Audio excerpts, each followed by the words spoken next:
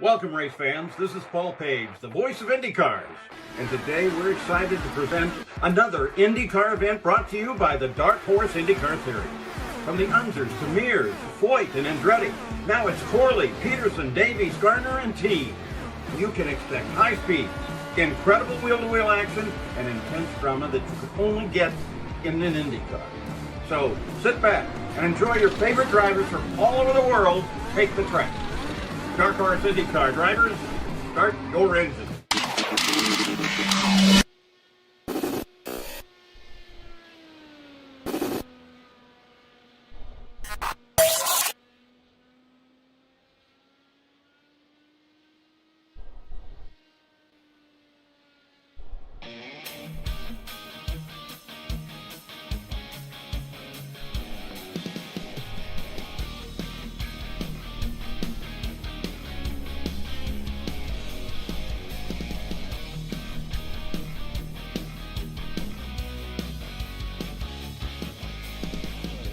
Hello again, everyone. Happy Sunday, and I'm Gary Gotso. Welcome to Race First coverage of Round 9 of Season 7 of the Dark Horse DW12 series. Coming to you today from the Magic Mile, New Hampshire Motor Speedway in Loudon, New Hampshire.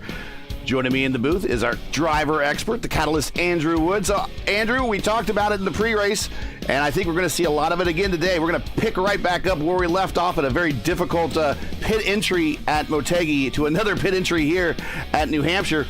New Hampshire racetrack itself is pretty self-explanatory, but we suspect that getting on pit road is still going to be a bit of an issue unless they've been practicing. I've seen some of them actually practicing out there for this one. Yeah, the Motegi pit entry definitely seemed like a high bank kind of entry into the pit lane, where this one is a little more flat, so we could see some issues, but it's not really sure how these guys are going to try and maneuver that, especially after all the issues that about half the field had last week. So I think that the pit entry situation may be a question mark for a lot of these guys. All right. We are watching the closing of qualifications here. You just see Eric Schaus there. And we should show the points here really quick and give everyone a reminder of kind of how close everything is on the points front, as we're about down to 37 seconds here, watching Matty Wagner going to make his run. And here are the points. There they are. And we'll remove the static bugs to the top. So Matty Wagner is our points leader. 352 to 344 over Schaus. Then Brubacher, then Teed, Stover, Forsyth, Peterson, Pahutsky, Murphy, and Cohn. A good number of people of those drivers are not in the lineup tonight, though. So some people looking to make a little bit of hay as we're getting ready to go racing here, as qualifying just ran out. Yeah, Charles T is definitely picking up where he left off last week with the win at Motegi, with the pole position here tonight. So let's check out that starting lineup. Bringing it on in now. And on the pole there is Charles Teed with a great lap of a 172.287 miles per hour. Next is Schaus. Teed, should be noted that he is the only driver in the 172 bracket. So that should be pointed out as when we get into this race. That's a pretty considerable jump versus Schaus's 171.882, although when it shows only by time, it's 0.050 of a difference over a long period of a race. That's gonna separate itself into a pretty big, if he can keep up that cushion and lead, just assuming that he continues that pace onto the racetrack and race time. Wagner third, Peterson fourth, Cohn fifth, Warren Rogers sixth. I believe this is his first race in the series. Welcome. JB in seventh, Craig Forsyth eighth, Joseph Morales ninth, Gary Lovern in 10th. And here's Mark Murphy. He didn't make the lineup. Okay, cool. Did not see him in practice, but he is lining up 11th. And do we have any others that are not lining up? I think that's it. Everybody qualified this time. Nope. Casey Pahutsky is going. He showed no time, so he's going to line up 12th. Yeah, the New Hampshire Loudon race is all about track position. So these guys up at the front are already kind of advantaged a little bit, trying to hold off the positions to the guys behind. So you're going to definitely see Eric Schaus and Matt Wagner going at it for this championship battle, which has really been lighting up the last couple of races. These guys trading positions, trading good luck, bad luck, and you have guys like Warren Rogers, Mark Cohn, who are kind of part-time drivers who have shown what they could do on these kinds of tracks. So it's going to be quite interesting how it mixes up from the top 6.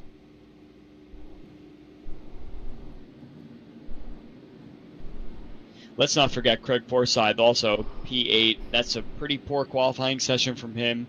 I'm pretty sure we're going to see him trying to make his way up front, and it'll be very interesting to see how he mixes it up in this top 6. I suspect that he has some strategy that he's working on to get himself up there. The rule set for tonight: 90% fuel. Although we had a bit of an incident on the start here with JB. Oh.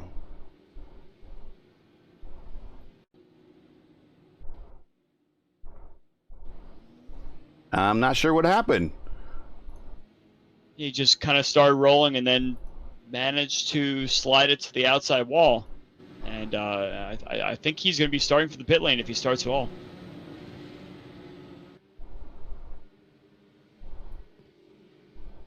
Well, let's get the camera back on the leaders here is off of pit road, unfortunately. So we're going to... Green flag. And we are green and underway here. Charles Teed with a nice run into turn 1, but Eric Schaus had a great start of the race as well, and he's going to stay there. Oh, we have a car kind of loose in the middle of 1 and 2 there. That's Mark Cohn. Keeps it gathered. I don't think anybody has hit him. And we go into the... Murphy's already up 3 spots on the outside of everybody as they're checking up for that incident. Move Murph up to 8th. Schaus is our leader, though, as we are really packed up for 2nd, 3rd, 4th, and 5th. And there's Forsyth up 4 spots as well. Quite a big shakeup here after qualifying. The start of the race with the JB incident and then the Mark Cohn sliding incident. It just depends on what side of the track you start on. Sometimes you just go into a corner normally, and next thing you know, you pick up 4 or 5 spots. So great on Craig Forsyth there. Let's see what he can do from here from P8 on the starting grid.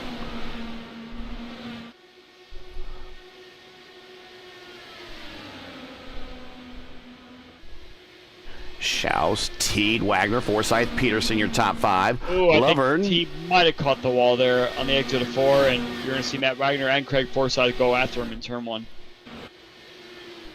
Schaus out to a 1.1 second, 1.2 second lead now as Wagner around Teed might have, like you said, mentioned, kissed the wall. Let's take a look and see if... We have a wreck in turn 4. Looks like Gary Lovern is into the wall. All right, and we are cautioned, so we will take a look at the Lovern incident before.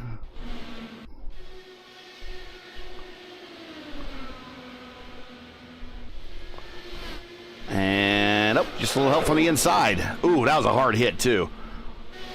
It looks like he might be able to get the car back around and get that fast repair and stay on the lead lap. That's going to really help out Yari though.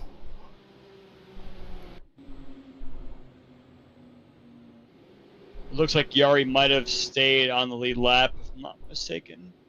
Yeah, he did, but now he'll be able to come join the field. And now everyone's coming to pit road, so that shows you the importance of tires here at this track. And that's really what a lot of these drivers are going to have to make a lot of, as we say, hay, at that time when these tires are the freshest. That's about the only time they can really make very aggressive moves on the low side. Let's not forget that at the start of this race, it appeared that these drivers had a bit of a lower fuel tank. So I'm sure a lot of these guys are trying to come in and make sure that they have a full fuel tank so they can run very long. So anybody that pits now is going to run much longer than anybody that stayed out.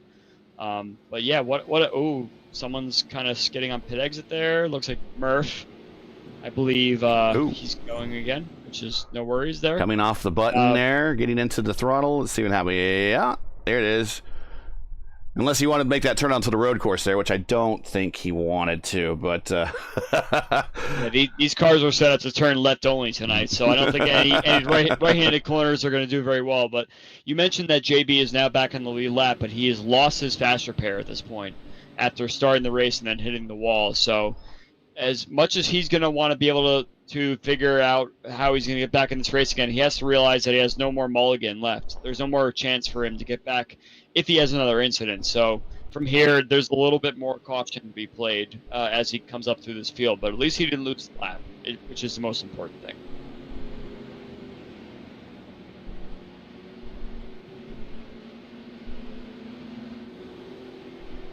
yeah, as we're just getting into the rule set as that broke loose. So we're 90% fuel, and that part of that is that those guys that just started are now refilling their tanks up to the 90% capacity. Those that did not pit, which is Schaus and Teed, they stayed out for the track position. They have started with less than 90% in the tank, as that's my understanding of how it for the driver. So they're going to have a shorter first stint than everybody else here. Well, I guess we do count that as a first stint for everyone that did come off top of those tanks, but they will have a shorter stint of racing if we continue green flag. Here we go, green again at lap 7. If any of that made sense on 175 here at Loudon, New Hampshire. Turn 1 and 2 and down the backstretch for Schaus. Yeah, we'll quickly forget all the intricacies of the fuel tank here momentarily, especially as like more than half the field has definitely done what they could to make sure that they get fully topped off. But we see Jari Bubacher is moved by Mark Cohn back here at the bottom part of the top 10, and it seems single file for the most of the top 10 here. So this is, we're going to talk about this a lot because you and I have a lot of commonality. We raced the Dark Horse race here, so we know a lot of information that we can base a lot of our experience off that race and in these cars. They're right up in that high line again. Let's ride with Forsyth because he is up in that really kind of up in that highest line, starting the corner, kind of dips down into the middle of the corner, that third lane, and then back up to that fourth lane, exiting and entering. There we go.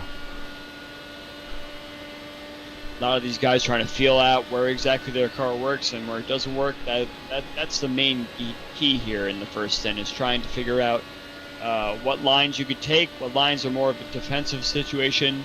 Not for Eric Schaus, though, who is taking a little bit of a lead here, substantial enough to notice that he has taken his lower fuel situation and gone out to a nice 1 second lead or so.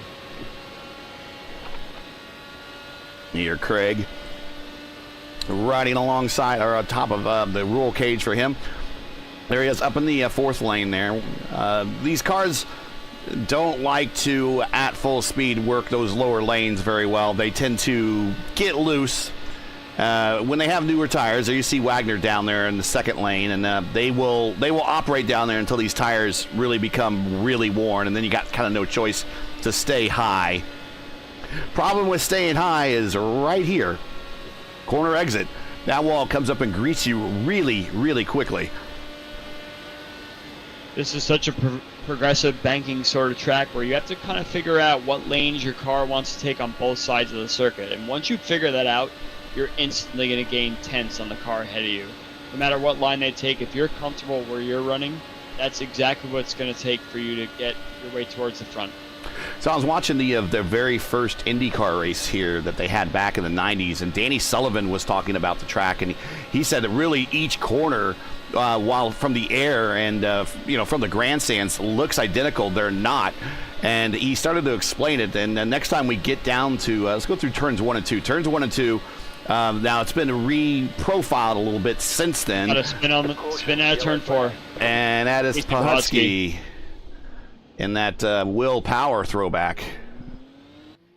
Yeah, as you were describing that both sides of the track situation, I was watching Pahutski try and get a run on Eric Peterson out of turn 2, who seemed to get a little bit squirrely there, but I think Pahutski turned in a little too early and changed his trajectory through 3, which kind of left him in a tough spot for turn 4, and I think he got a little bit loose. All right, we'll take a look here. So Sullivan was saying, and we'll watch actually here from Pahusky's point of view, when you get to 3, it actually it profiles downhill a little bit. And I'm like, really? And yes, you can see that in the sim where turn 3, as you turn into turn 3, really kind of goes downhill a little bit. And I never knew that until really I listened to Danny talk about it. And then and there he comes bringing this back in the round. He said, keep it off the wall. Yeah, completely kept it off. Speaking of Danny Sullivan, and a good recovery for him. Unfortunately, this cost him a little bit of track position. We see Eric Schaus and Charlie T coming in now with that fuel situation. So now they're going to be at the back, but they're going to have a full fuel tank and fresh tires to battle coming up towards the front. So we should definitely keep a watch on them to see how much progress they make and what kind of moves they can actually figure out as they're trying to come through the field. So, right, as you can see slower here, they kind of, reprofiled the corners a little bit over time to kind of put a little bit of progressive banking into otherwise what is a completely flat racetrack. But as you see, as you come into 3 and just beyond the pace car there, you do kind of see the track fall away. And that is the downhill portion that Danny was talking about when he was talking about how he drives the racetrack. And he would say a lot of the drivers didn't like to go down low necessarily during that downhill portion because it kind of made the back end of the car light. So they would tend to stay higher in 3 and 4 versus they would be lower in 1 and 2 because lower in 1 and 2 is more, or profile, 1 and 2 is more profiled traditionally, I guess. So that was something interesting that I found out from just kind of watching one of the early IndyCar races that the topography of the racetrack is not identical at both ends, even though it looks like it.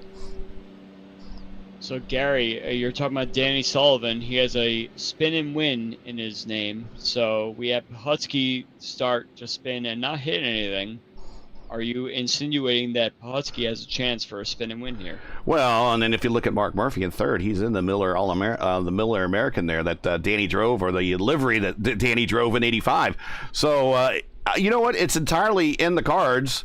We mentioned it last week at Motegi. Mark got the win there, and he did a spin and win coming to pit road, if we remember right. So, and actually, that whole experience that he had on at Motegi last Sunday really paid off for him on Friday in the Vordy DW12 series as we're getting ready to go back to green, as he got the win in Indianapolis, and it was pretty much a green flag race for the most part. And he said that learning how to come to pit road after what happened at Motegi, he was more aware of it for Indianapolis, and that helped him immensely. All you need is one incident to try and change your whole trajectory of how you do stuff. And sometimes it sucks when it happens because you feel like you have control of the race and then you kind of lose it after that, or feel like you could have done something better, but then you come back next race and you're like, okay, I'm not going to do this again. And next thing you know, you're tons faster than everybody else that you're trying to pit around. So I definitely agree with that sentiment. It's the old fool me once. As they say. I believe Yari might have caught the wall. Yeah, he did. Yeah, I was just going back to take a look at that from Eric Schaus trying to come through the field. And as we mentioned, Schaus and Teed are on a mission right now. They do not want to be sitting towards the back here for as much as they can help it. So it looks like Teed has made his way up to P6, I believe, right now. As he comes very close to Yari there in turn 3 and 4. Schaus is right behind him in P8. P7, sorry. So the problem with Yari hitting the wall is that he's already used the fast repair for whatever incident happened on pit road. So that's most unfortunate. It's going to make for a long day. Really, I crunched the numbers. This is ooh, boys. T got very, very tight on the middle of 3 and 4 there, and somehow Gary saw it happening. That was heads-up move by Gary Lovren there to say, hey, you know, I'm going to stay on this track. I'll lose a couple spots. It's fine. I just do not want to be a catalyst for any sort of wreck there. So nice on Gary there. Takes one catalyst to know another catalyst, I guess. So I did not want to use that word by any means, but that's the first one that came to mind, unfortunately. Yeah, actually, I kind of pulled up a chart and I did a real quick sort. It's like, I wonder what of course, we got the 500 coming up. That's going to be the longest race. But how does this rank in terms of race lengths? Because I saw 175 laps, and this is one of their highest lap count races of the season. But when you sort it out, this is actually their third shortest race of the season. So this will go by pretty quick as Teed is blinking in and out. We don't need any of that. And he has not come back. I see that Murphy has definitely figured something out in turn 3 and 4 that both Wagner and Forsythe have not yet. And as you see Murph going into turn 1 underneath Forsythe, he's going to be right on his rear wing at exit. I wonder what he's going to do down here in turn 3 and 4, because I think he's figured something out in terms of the downhill sort of off-camber expectation you've been talking about.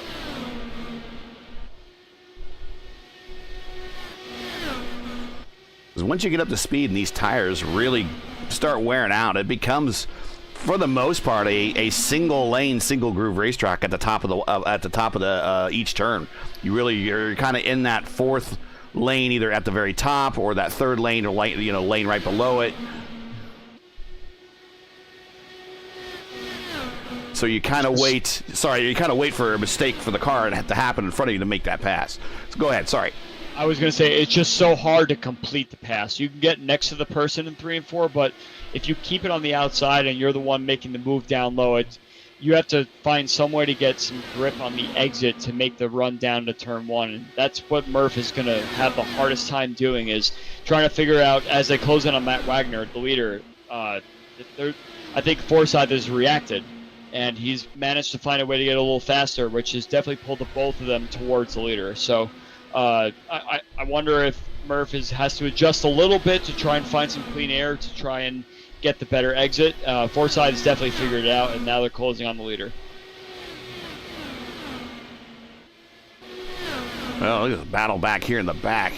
Pahutsky, and then we got Morales and Peterson. They're all lined up there. Hard racing all the way around. No one's really seemed to be... Maybe somebody has, but it looks like for the most part, well, Wagner probably has. He's the one that's kind of running away with things. But everyone seems to be racing everyone rather hard right now. I think Forsythe is pushing Murphy farther and farther down turn 1 and 2 and trying to prevent the run there. He has a look on the left rear on the exit, but Murph gets a little tight in the middle of 3 and 4 and can't figure it out. But I think Forsythe is getting very privy to what Murphy's doing and trying to push him farther and farther down the track in turn 1 and 2, where it's a little flatter and it's a little more sketchy if you want to try and stick your car down there for a good exit. Caution. And I think it might be, is it Morales? It looks like he's Brubacher. Uh-oh. Tiny kiss to the wall from what I see, that I think he might be able to get away with that. Oh, get loose coming off the corner. That's in 2. And then getting into the grass. And I think he should be okay, hopefully. But yeah, that's just a touch there. Yeah, and it's on the wheel itself. So if he could drive the car normally back to pit road or back, to catch the field again, he should be fine. A very frustrating night already for JB, as now at an incident on pit road and then a spin there, but still a long ways to go. 34 of 175, as everyone is hitting pit road, except those that pitted early, and that's Teed and Peterson. They are staying out. They pitted on lap 18 last, so they are going for the track position. Of course, we do have the one fast repair. Pit road speed limit is, I think, 45 miles per hour. This is not exactly a 1 mile oval. This is actually a 1.058 mile oval. So even though at 175 laps, and the title of the race is the New Hampshire 175, we're going to give a little bonus racing tonight, a little extra 10 miles. 185.15 miles will be the actual race distance because of this kind of oddly numbered length of a track. I don't know what used to be here that caused it to be a 1.058, but it is what it is. But then again, the Milwaukee Mile is not exactly a mile. It's just over a mile. I think it's 1.015. So very few 1 mile ovals out there exactly. I think Dover is about one of the only ones that's exactly at a mile. Phoenix might still be exactly at a mile. Okay, so you talk about Dover, but do they run the optimal line at Dover, or do they run the longest line possible that makes it possibly a little bit longer? It depends on where they measure it. It's measured by the sanctioning body. So I would assume NASCAR is measuring it from the bottom. I don't know. I could be wrong, but yeah, it's always by the sanctioning body that measures it. You mentioned Milwaukee Mile, and the real life IndyCar is going back there this year for the first time in 15, 18 years or something. So yeah, it's been criminally too long. Cool. Yeah, I will hopefully attend this year, so that should be fun. Big jump by Teed. Nice, excellent restart there. Coming back to green at lap 36. Clean out the back, nice and single file for the top 10. I don't really see anyone threatening at the moment, but I think the guys that pitted probably will try and make their way forward with the guys that stayed out. Forsythe takes a peek underneath. Wagner couldn't get it done. Still getting his tires warmed up a little bit. But we'll wait about 2 or 3 laps, and I'm sure we'll see some battles starting to form. The IndyCar has only raced at the Magic Mile 8 times. 4 with CART and 4 with IndyCar IRL. The CART track record is set in 95. We got this battle right here between Wagner and Forsythe. Andre Ribeiro with a speed of 177.436. That is still the track record to this day. That was also the race he won, and it was Honda's first win in IndyCar. So that's what makes that win extremely important. We have Charles Teed. Yeah, watching on the outside. Looks like Peterson got a little held up, T got a little held up, and Forsythe and Wagner pounced on it. Couldn't quite get the move done, but Forsythe's not giving up on the inside of Teed.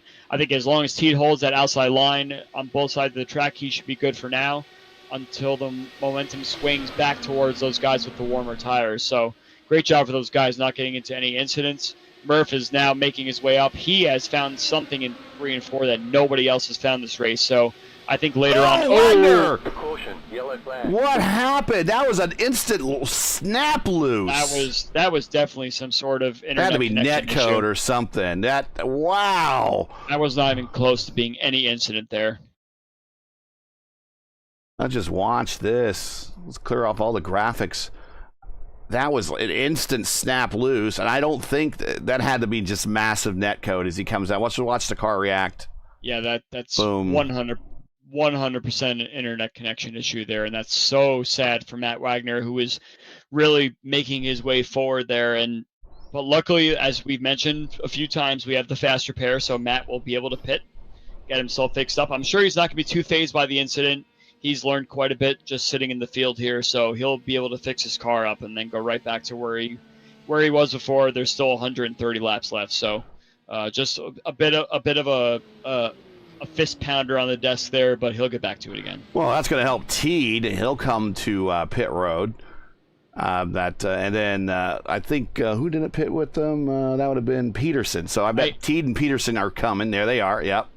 And I'm seeing Forsythe also he has a wiggly front wheel. Teed hit the wall at a 2, and Forsythe spun out at the same time of that incident. So it was kind of a multi-car incident if we're looking at it. We were so focused on the Wagner incident, we didn't see what happened up at the front. Let's go back and see if we can maybe see what happened. Okay, so we're going back a little bit further in time here. It's only pit stops are going on here, so nothing. We're not really. Let's see if we spot something. His fast repair 100%. His car is completely banged up. Yeah.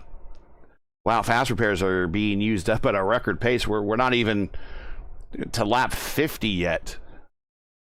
So we'll check here. We're going, like I said, we're going a little bit further back in time to watch Forsythe, see if something earlier happened. Looks like everything clean on It's the same time as the Wagner incident. 3 and 4. Down the front stretch, we see Murph on the inside of Wagner. Gonna take a peek to the inside of Teed. This is when we see Wagner immediately break there. Yep. What happened?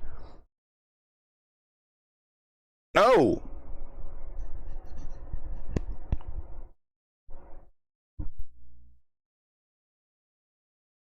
It looked to me that when he came off the power, the back end just kind of came right around. You know, we were talking back at Gateway a few weeks ago about climbing the racetrack and getting loose with the right rear, but it seems like this track, with the way that the banking sort of settles back in again, there may be some sort of similar situation that we saw with looking back at the Yari Brubacher incident. These cars just get a little loose on the outside, so Teed kind of gets a little wide, touches the wall, Forsythe comes down, and he needs to use his fast repair as well. A lot of different leaders now. Everyone up and down the order. Murph, Schaus, Cohn, Lovern, Rogers, your top 5. Murph bringing us back to green at lap 45. Another clean restart by these guys, single file. Nothing really threatening at the moment, but as these cars get wound up, we'll see if some battles form.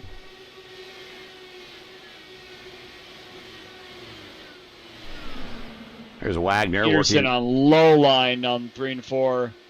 That's not really going to get you a lot of speed out of the corner. Forsythe makes the move, takes P8 from Eric Peterson. Yeah, watch Wagner get around Morales. Or not. Yeah, that high line. I mean, when I was racing here in that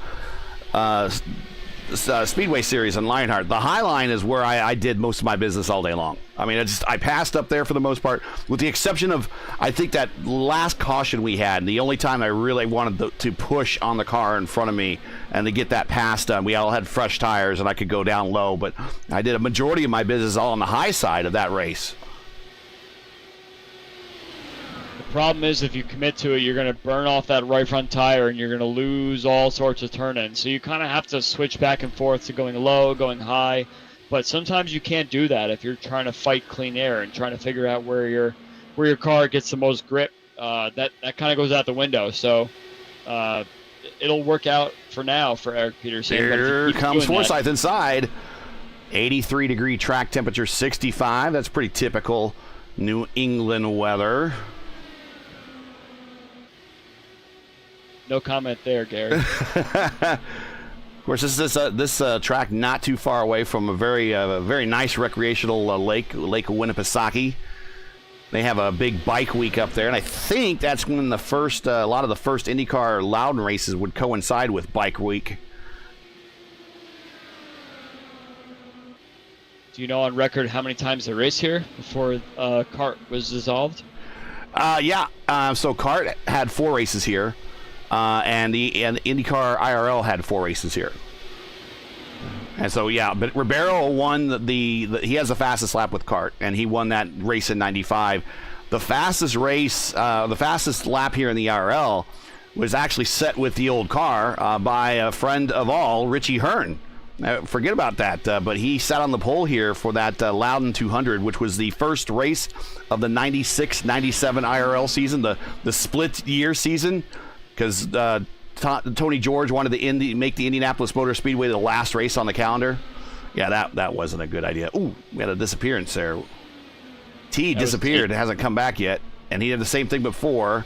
I don't know where he's racing, but he could pop up anywhere around those guys. There he goes. Hello, I'm here.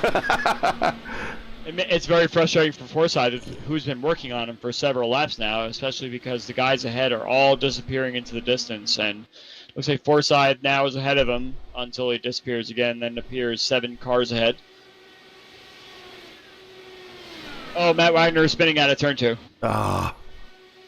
And contact with and loses the that's going to be day done because he's already used the fast repair. That's it for Matt Wagner. That's right. That's going to really hurt his championship scenario. If Eric Schaus is watching, all he needs to do is finish this race at this point. No caution though, which is interesting. These guys can keep racing under green flag conditions. Yep, and that's just on the low side trying to pass, and that's where the car unloads itself, and that's a danger of running down there, and that's exactly what happened.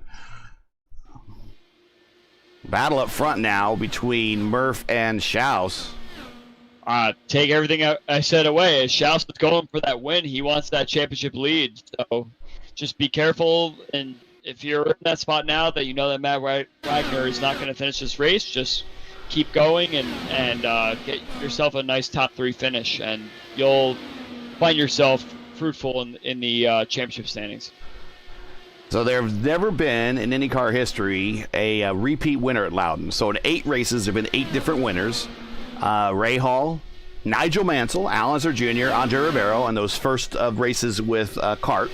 And then when the IRL came here, it was Scott Sharp, Robbie Buell, Tony Stewart, and Ryan Hunter-Ray. He won that last race. That's where we had where we've discovered the double flying. Eric Peterson spinning turn 2. Oh my goodness! Again, he's got it going. Looks like it was kind of a lazy spin. He just tagged the wall on the exit. I think the right rear might be hurt, so you might see him coming down pit road. Yep. Yari barely misses it. We stay green. So yeah, I was getting ready to talk about the wildlife around the New Hampshire, Loudon, New Hampshire area. This was the rare sighting of the double willpower bird. I watched it live, actually, Gary. I will throw in there. So you saw the sighting of the rare bird as well. Okay. Yeah. That race, I remember very clearly. I got there about an hour and a half before the IndyCar race. I watched Joseph Newgarden, current IndyCar driver, lap the entire Indy Lights field. So he won that race by over a lap on all of his competitors, and they decided to push the start of the IndyCar race up an hour because rain was threatening. So a lot of people left the stands. My friends and I moved to the front straightaway to watch what happened there. And Eric Peterson spinning again. My pit entry, he keeps it going. He spun right by where I was sitting. So thank you, Eric, for alluding me right to my part of the story. Tokyo Drift there. Yeah, I think his car is hurt, Gary. I'm not sure. And then there's Mark Cone. A cone and the same thing. So we're getting loose all in roughly the same spot. Corner exit. Back end comes around. And then smacks the wall, kisses the wall. So I wonder if that is enough damage to use the... We're making him turn around here, so it's not going to be enough damage to get the fast repair executed, or just possibly just stop on pit road and see what they can get repaired, and then try to go deeper into this race if it's not too damaged. Yeah, I think the latter for that one, Gary. Here comes around pit road. Yeah. This turn 2 situation has become more of a problem than probably we predicted when watching practice tonight. So these cars are definitely wearing that right rear out a lot more than they thought. And they're either keeping the car too far low, or they're putting too much wheel in on an exit and not trusting themselves to reach out to the outside wall there. So in that the IRL race that you were here, that was what? I think that was 2011, right? That was the last year. 2011, yep. Yeah, that was the last year with the old cars before going to DW12. A lot of people were upset about going back racing late into that race because of the rain. Do you think that was the right or the wrong call at the time? That was absolutely the wrong call. So to finish my story, rain started to fall around lap 80 or 90 of that race or so. It was a kind of like a misty, uncomfortable sort of rain that wet the track enough where they stayed under caution for about 15, 20 laps or so. They just kept going around under caution over and over again for about 7 to 10 minutes, and the rain kind of let up, and they decided to go back green again. Great decision. That last pit stop there where, they threw the yellow again for the rain, it was pouring. It was coming down heavily, so much that my friends and I were like, we got to go. Like, it's coming down really heavy. So we ran down the bleachers, ran out the back and into the parking lot, And I got a call from my sister saying, "You didn't leave yet, did you?" I said, "Yeah, we're running to the car." "Well, they're going back green again." And I'm like, "What do you mean? It's pouring rain out here."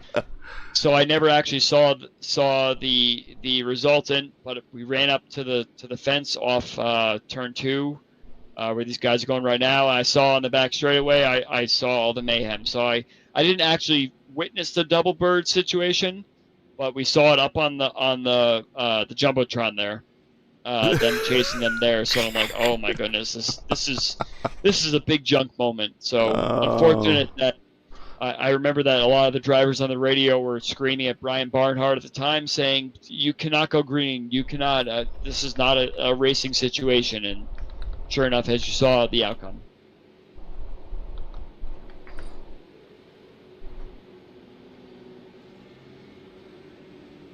Unfortunately, I think that kind of ruined a lot of the chances for IndyCar to come back here, even though I think they put on an awesome show if they were to come back here. But if Milwaukee is a success, maybe they look back into this kind of short oval situation for these cars again.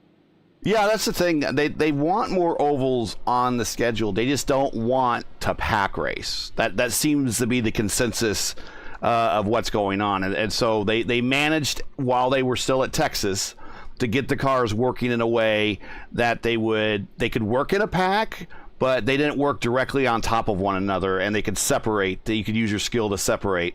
And I think the reason why these cars do so well at Gateway is because of that as well. And I think the reason why they do so well at Iowa is because not only is they can handle that as well, but there's multiple lanes in Iowa that you could race in as well. There, that helps. Going back green. So I would like to see if they do well at Milwaukee to possibly come back here and add another oval to the schedule. If that means, I mean, I don't want to see them. Well, I'll take that back. I'd love to see them pack race again, but these guys don't want to pack race. That's the thing. This kind of track does not induce any sort of pack racing. It's just not in these cars. It's all a matter of what kind of different aero settings you can put on the car to make it an exciting race. And I think we saw what Iowa can produce, especially in the doubleheader, where there could be 2 weather situations on 2 different days. So they're trying that at Milwaukee. Yeah, Milwaukee's doubleheader. Yeah, they could definitely see what comes forward here. So we see Mark Cohn has made hay on the restart here. He's passed 2 cars. He's making his way back through the field again. I'm not sure if he uses fast repair or not, but his car looks pretty clean at the moment. So we could see how much farther up the field he can travel.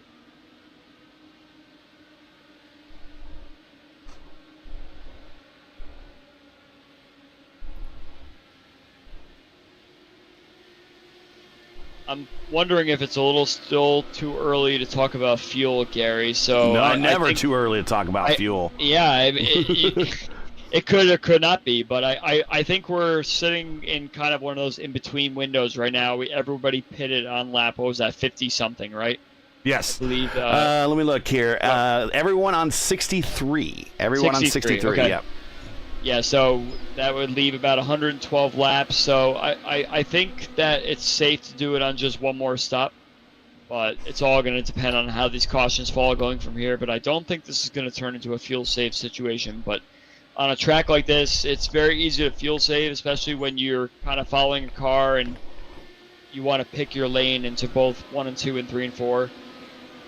Different to a 1.5 mile oval where you're kind of on the throttle more. And there is the sighting of the double bird. I went ahead and found that on the internet real quick. That's the famous willpower double bird. Yeah, and you can only imagine he was one of those people on the radio saying, "Do not go green. This is so unsafe."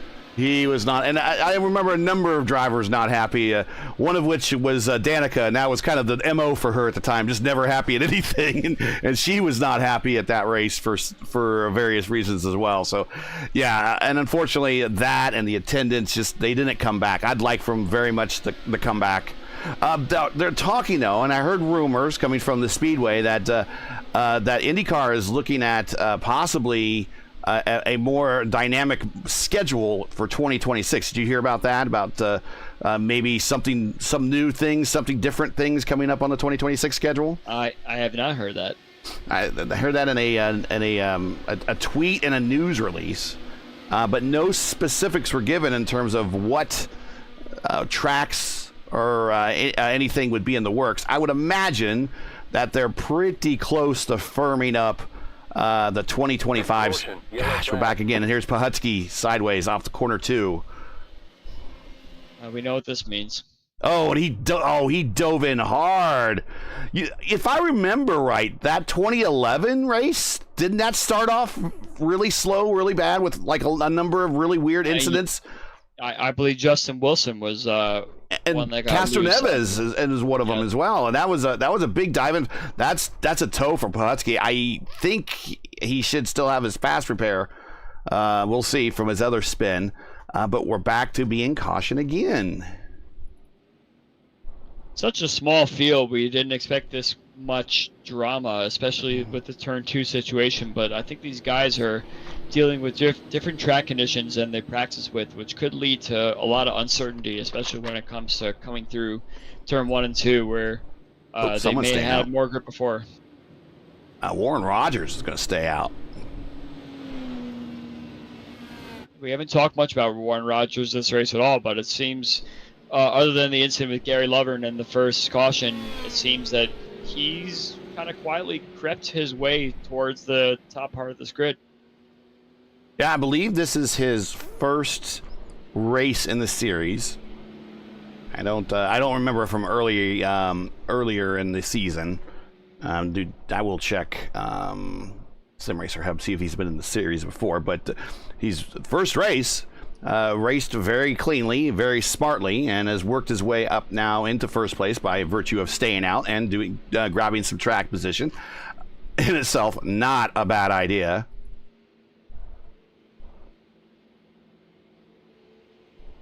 Looks like he's maintained the lead also, so I think everybody's come down pit lane now, which answers any questions about fuel we have going forward here. So all right, here he is. I think these guys are going to be good to go to the end without any fuel saving situation at all. So as hard as they were racing in the last stint, I think we're going to see more of that. He has 2 previous starts in the series, an average start of 7th, average finish of 16th.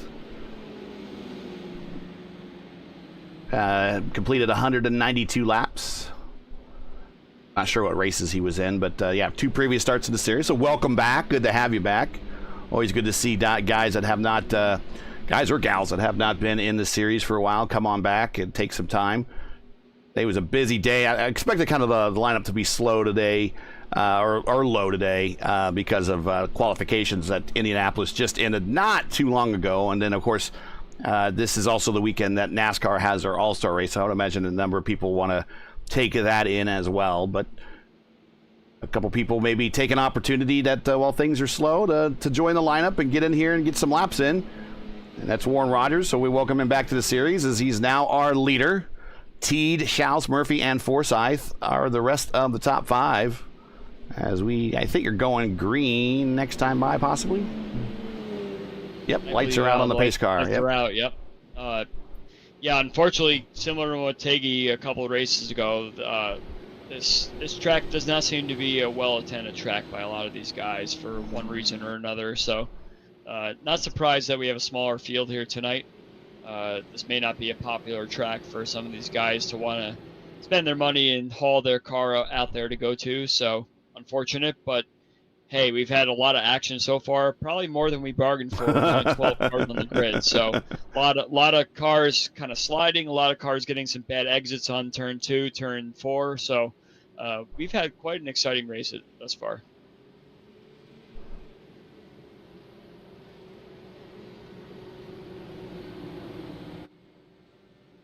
Here we come to green.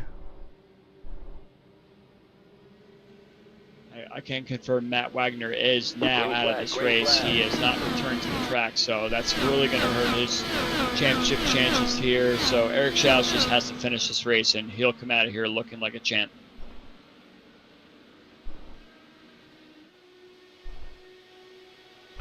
And next week, this is the last of the short ovals. Next week we go to Fontana, a big 2-mile super speedway. These cars race very well there. Of course, In real life, if you go back to the 2015 MAV 500 there, that's on YouTube. That was a crazy race, a great race. Drivers didn't like it much. Fans loved it. And it shows you kind of what these cars are capable of in a pack racing situation. And we're watching Schaus and Teed side by side through 3 and 4. And then we will go to Indianapolis to wrap up the season. But next week, the next race is not for a couple more weeks. Next week is, of course, Indianapolis 500. So a week from now, we will have an idea who won the race. We'll know who won the race. We should probably heating up in this top 5 right now. Yeah. Charles T messed up turn 3 and 4 again. And, I mean, there it contact. Is. And that was the net code and teed into the wall. I was just watching that exit of turn 4 from Teed. I really wonder if Teed was trying to do a 4-side and try and pinch Craig down towards the lower side of turn 1, and it just didn't work out. And unfortunately, it comes to blows, and we are under caution again. But I was gonna say I am just still completely mystified by how Murph is getting through turn 3 and 4. He is the man to beat, I believe. As soon as he gets himself out front, he will be unbeatable. And we see Teed using the infield road course to get back to pit road. I can't remember if Teed's used a fast repair or not. We'll see if he hits pit road. I don't believe he has. Okay, we'll see what happens when he hits pit road. He is crabbing down pit road at the moment, so let's see. Well, they like their crabs in New Hampshire. Really, really yummy crabs. Mainly known for lobster, but they like their crabs as well. Poof. Seeing things get fixed. He's sitting in his pit box. So new nose. Yeah, so this is not a fast repair. This is an actual repair. This is and there's Warren hitting pit road there, as well as Brubacher. Joseph Morales, who is, I believe, not had to use a fast repair either. Also on pit road is Peterson as well. There he is, coming rolling off. So Schaus now is the leader still, with Murph second, Craig Forsyth third, Lovern and Cohn in fourth and fifth. I think Lovern is pretty clean and clear today. He hasn't used his fast repair as no, he used his on the very first caution with Warren. Oh, did he really? Okay, okay. That incident in turn 3 and 4, yeah. Okay. I think the only car that might, or 2 cars that I know might be clean are Schaus and Murphy. I don't believe either car has used theirs yet. I don't think Rogers has either. Rogers may be another contender for no fast repair as of yet. Yeah.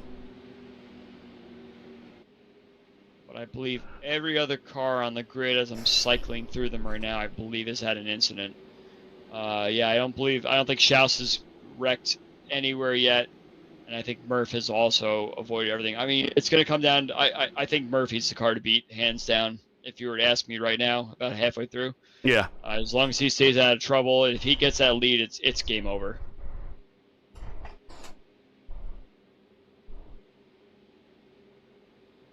Teed's coming back down pit lane again. Maybe some more repairs, or he may just be parking it.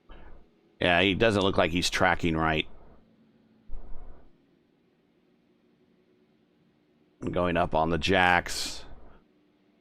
See what happens here, but lights should be going out on the pace car here relatively soon. I want to thank everyone for watching. Make sure to hit the thumbs up and to subscribe and notify to the channel. I think before we go off the air, we'll give our Indy 500 predictions. Oh, thanks for warning me so I can think about it a little bit. I'll give you a couple picks. Casey Podolsky comes in to top off. He's still 1 lap down, so hasn't gotten a lap back yet. But let's see if this may help him.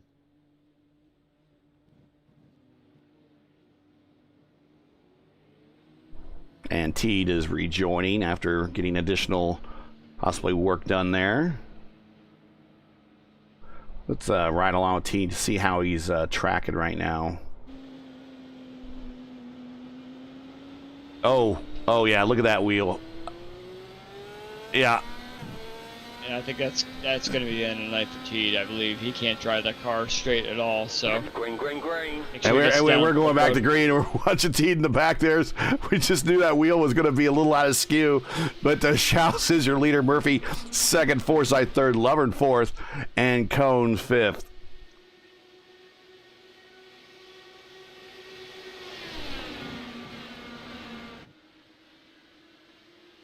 I think it'll be very interesting to see how this top 5 starts out, because I think in order they're about at their ability level right now. With the maybe Murphy and Schaus are questionable, but I think this will string out for these top 5. I don't think you'll see much movement from how I'm seeing these guys drive tonight, but Warren Rogers may, on his fresh tires, be able to make some noise once he gets himself fully wound up.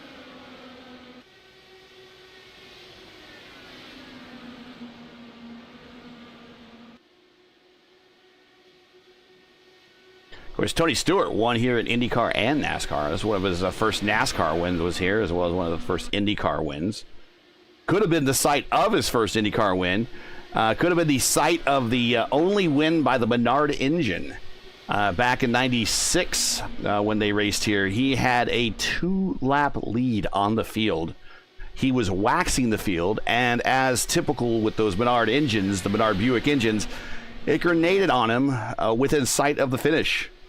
And that turned the win over to Scott Sharp, driving for A.J. Foyt for Scott Sharp's first career win.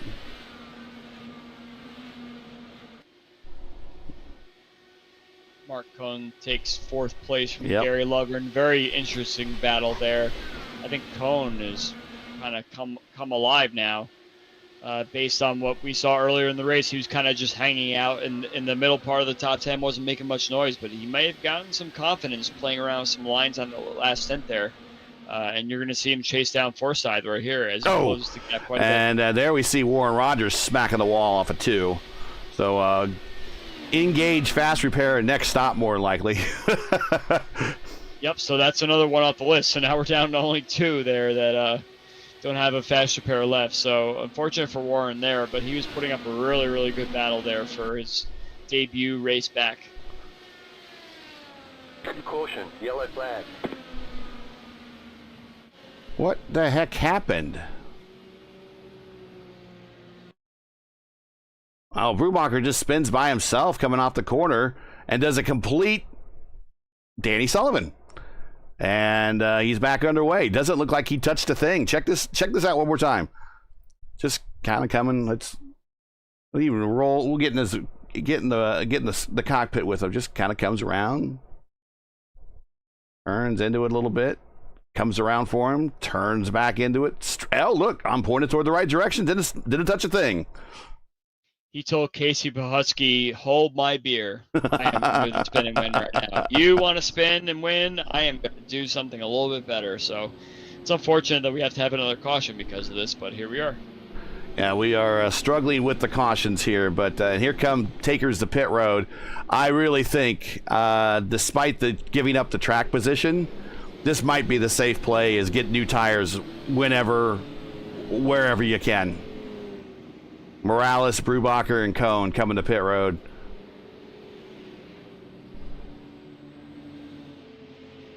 Yeah, I would be, and I'm more of a safe sim racer. I would be in there going for tires every single time, just seeing that what is unfolding with tires.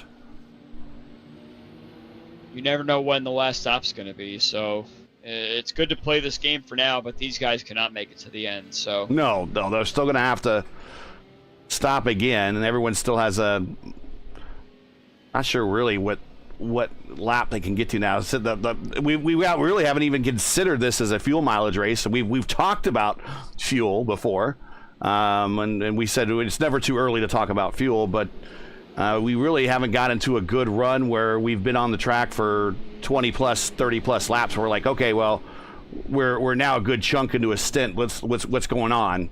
We haven't got that far yet. We seem to be a good 10 laps or so, 15 laps or so, and back to a caution. Yeah, I'm thinking around 15, maybe 17 or 18 laps for a decent fuel save to make it to the end. So if we can get past lap 1, I would say 16, 17, then I think we're good for making it to the end with an easy fuel save. Of course, when you pit here, you lose a lap and a half or so, so you only have to lose about a lap or so, and if you can hold on to it, then the fuel save is worth it. But it's very difficult to fuel save unless you're kind of around someone and battling someone where you can do a little bit of a feathering around the corners. But I'm sure someone's going to wind up doing it later on if it comes to that. You enjoy Race First coverage of the Dark Horse DW12 series and respect the stream. Please do us a solid. Make sure you support us by subscribing.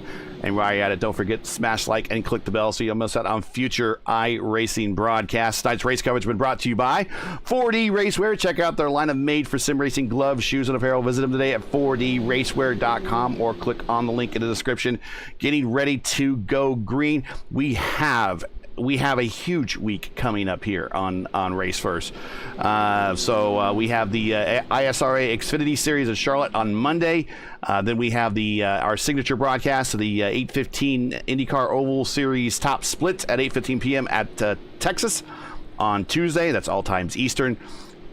Then we have the VOR DW12 Series this Friday. Clendy and me in the booth from Fontana.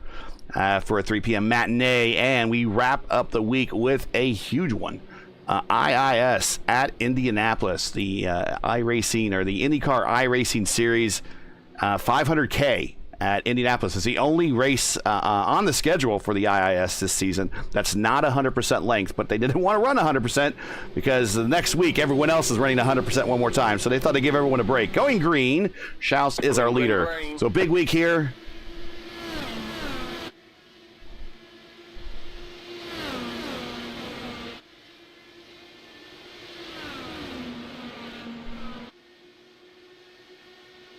You plan on running on any of the Indy 500s that coming up, the officials? Unfortunately, I will not be around, so I am out for this year. A little bit of the dragon or the snake going down the front stretch with Schaus and Murphy. Well, then, while you're out and you want to watch a race, and I'm sure you're going to be busy. I think you told me what you're doing, so when you get a chance when you're on the airplane, because you'll be flying. Friday, the 31st, 9 p.m. Eastern, we will do what we're dubbing as the ultimate warm-up race. It's not going to be the big race that everyone wants to have televised or anything, but that will be later in the weekend for the open guys. But we'll kick them off with a race that they will undoubtedly use as a warm-up race for their big race later in the weekend. So we'll open that off 9 p.m. Eastern on Friday the 31st, and then June 1st. 5 p.m. Eastern will be our big race of the season when we will bring you the fixed series for the fixed, the Indy 500, fixed Indy 500. That will be again 5 p.m. Eastern on Saturday, June 1st. And we're dubbing that one back home again in Indiana after a year off, no official races. We get to come back and have official races and get some attention back from iRacing. Battle for lead really heating up now. Murph is down his way up to Schaus, and Murph is doing his normal turn 3 and 4 motion. He's got underneath Schaus. Great pass. I think Schaus leads this lap, but I think Murph is going to take this lead over. And Cohn and Rogers was side by side for a bit too, and now we're starting to kind of stack up as Mark getting a little loose off. And then if you stayed too long down there, that's what happens. You get loose. So he's going to have to hit reset, try to get that momentum back up, get those tires cooled off. Lovern and Forsyth in the battle now. Now Lovern sticks back behind Forsyth. Watching Rogers and Cohn side by side, and we got 2 cars going on. 3 cars in the wall. Oh my goodness, I don't know where to start. Okay, Forsyth was one of them. And we see Cohn back there. Forsyth's in the inside wall. I think he's already used his. He's going to at least a new front wing. And then Morales, I think, is now he went into the wall, unrelated. Maybe he saw the action in front of him and lit up and then that unloads the car mid-corner. I don't know. And he backs into the wall, loses the front rear wing, so that's going to be a fast repair if he hasn't used it already. So here we go again. I think if you watch the Morales chase cam, it looks like synchronized swimming, just cars all spinning at the same time. And it's pretty, it's incredible, honestly, how you watch these guys come through these corners as we see the leaders are pitting now. Now let's watch this from Joseph's point of view here. As he's going into the corner, we're going to see two cars spin out. We're going to see right in front of him, it'll be Craig. And Craig is 4 cars up. Maybe it's the next lap. But I got the telestrator here, so I can... so here's Cone right in front of him. He sees Cone. He definitely sees Cone go sideways. There's Craig right here and the light blue car.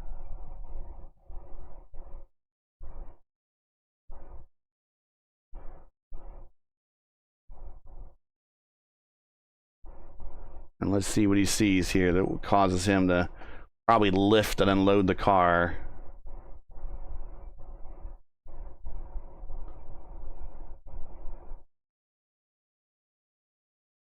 I almost wonder. No, if, I guess you didn't even really see anything. I think Morales just kind of sent it too fast into the corner. Yeah. And couldn't react in time. I couldn't even see around the corner. So yeah, it really wasn't a reaction thing. But all 3 cars did kind of spin at the same time. Yeah, which they did. is pretty remarkable. They did. And so the leader now is back to being Warren Rogers. I think Warren Rogers is thinking strategy for fuel. It's still too early to make it on one more stop. So I think these guys that pit are hoping for more cautions that kind of increase their fuel mileage, which as this race has been going, it seems like that could be plausible. Got Rafi Eckert in chat. Happy Rafi, good to see ya. Maybe you're happy you're not in the lineup tonight. We got 12 starters tonight, 10 cars still running. A little Forsyth on pit road. No, he's rolling. How's he tracking? Not bad.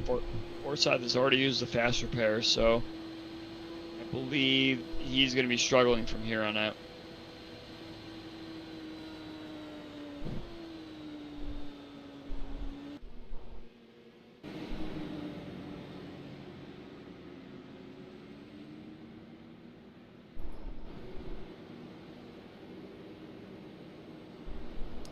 The Warren Rogers is our leader for the 2nd time today. Schaus is 2nd, Murph 3rd, Lovern 4th, Cone 5th. Right now, if everyone has an issue, they're guaranteed at least the top 10 finish. You always love a good top 10 finish, no matter how many people. Yeah, no kidding. Yeah.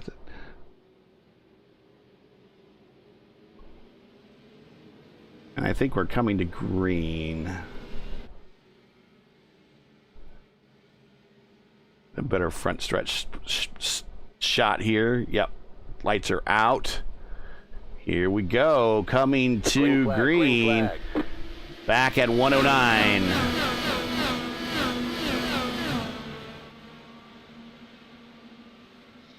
Take a look at Eric Peterson in 6th place. He's had a couple of issues tonight, especially getting through some of these exits of turn 2 and turn 4, but he's managed to kind of hang in there and hang out in 6th place. And after a couple of rough weeks from Peterson, he's back in the mix again and back in the conversation, and I'm sure he's happy about that and the team.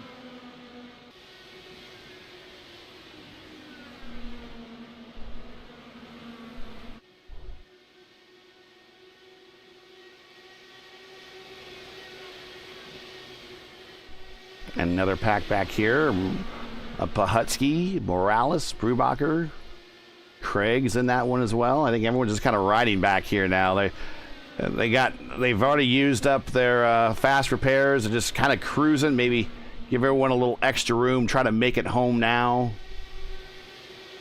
I think at this point, people have probably learned what you can and can't get away with in turn 2. So a lot of these guys, especially coming through 1 and 2, are probably going to be a little bit more careful and trying different lines to try and get more grip on the exit.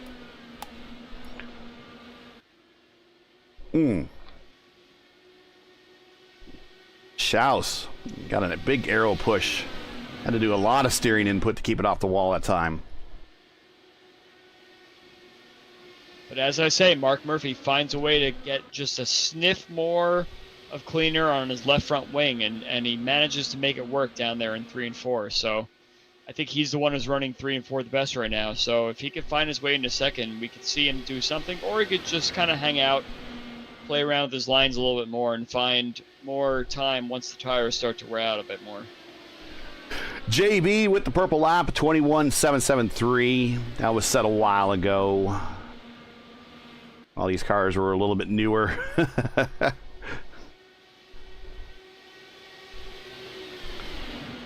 Forsyth down 2 laps, so he will be looking for some more cautions, maybe to get back on the lead lap.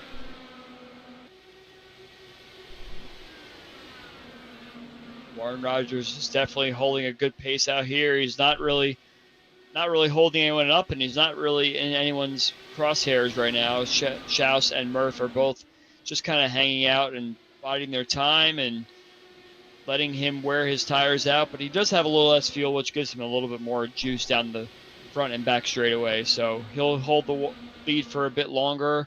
Once the tires start to wear out, we'll start to wonder exactly what his strategy is going to be. I think all these guys have to pit one more time. Yeah, his last stop was 84. So he's 32 in the current stint. And to be honest, we're really not real sure on how far the actual tank will go. We haven't even seen anyone begin to flirt with it.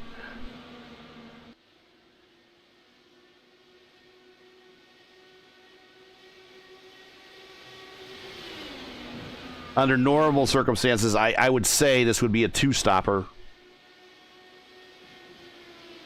With a lot of caution, it could actually be a 1-stopper, really.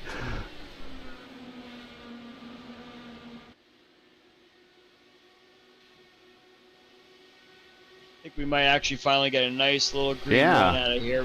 People started to calm down a little bit. Only Murph is trying to harass Eric Schaus a little bit for second place, but he's not really trying to do anything too severe at the moment. He sees the leader is about 8 to 10 car lengths up ahead, so it's not really worth it unless he really, really wants to lead. So perhaps maybe he's in a fuel save mode for now to try and save a little bit of tire life and fuel as well. So his last stop may be a little bit shorter than the others, but I still think he's the strongest car here tonight. Gary Lovern's starting to fall off the back a little bit in P4, using up his tires a little bit. He's kind of playing around with his lines a little bit, I think. So he may be a little slower, only because he's exploring and trying to figure out what line works best for him.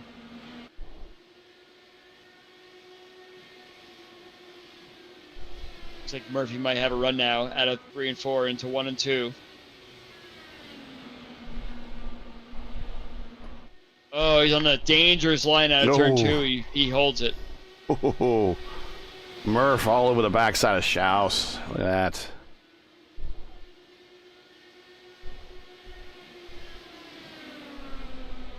And the more these guys battle, the more Warren Rogers says, keep battling because I'm going to pull away.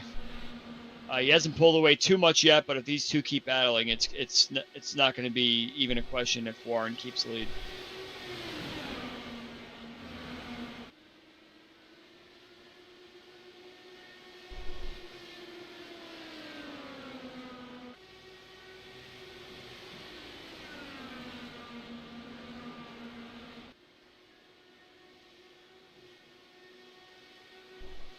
Well, if you're just joining us, this is Race First coverage of the Dark Horse DW12 series coming to you from the Magic Mile, New Hampshire.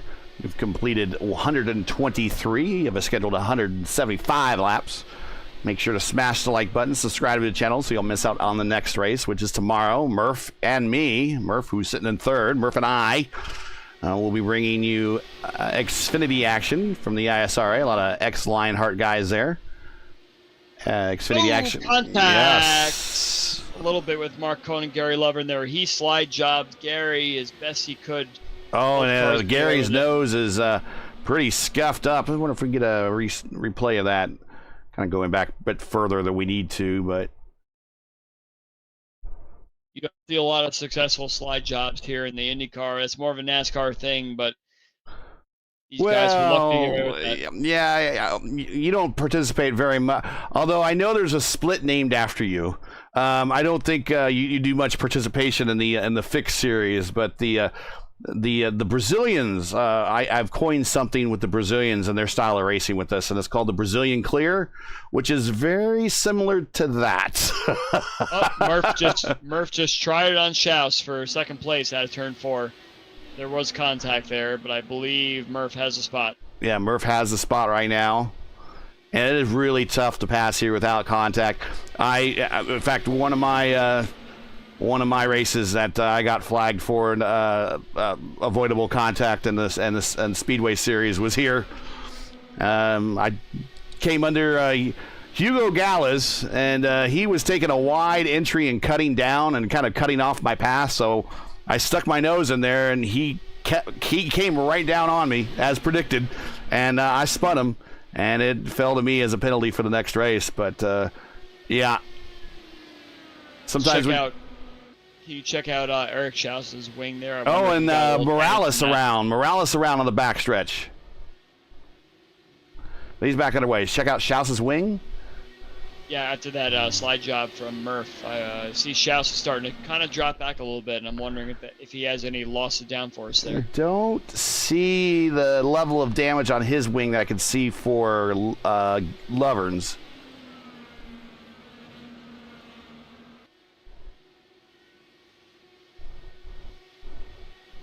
Yeah, that was kind of an awkward incident that Murph and Schaus had on the front straightaway there, but I think it looks like they're still going, which is good. But you see Murph is starting to close in on Warren Rogers, who is going to be pitting probably before these guys due to him staying out on the last pit stop, or last yellow flag. And again, Schaus just has to finish this race, knowing his competitor in the championship is out of this race. So as long as he finishes, I know it's infuriating losing the spot there, especially with a little bit of contact involved, but it's all about just finishing here and trying to get the best finish you can. But up ahead, Murph is definitely starting to show his hand on Rogers. Oh, and there he goes. There he goes. And another car to the inside. That's Lovern. He's done. That's going to be a destroyed car. And Murph, he touched the wall. I don't know if there's a lot of damage there on the front of the car. He's going to definitely be a new wing. And we are still green. Oh. Wow, it's incredible, these guys losing it off turn 2, and not just one at a time, but like simultaneously. These cars are just really on the razor's edge on the exit of turn 2 there. I think 27 laps into the run, 2 cars at the same time. Yeah, Gary Lovern is definitely done with this race. He's used his fast repair once already, so that's it for him. DNF for Gary, and Mark is still hanging on, but here comes Rogers for a scheduled stop. So it'll be green flag stop, so he needs to not speed as well. I would say this is his. If they go green from here on out, which we're asking an awful lot now, considering how much the issues we've seen of coming off of 2 and to a lesser extent 4. This is his final stop.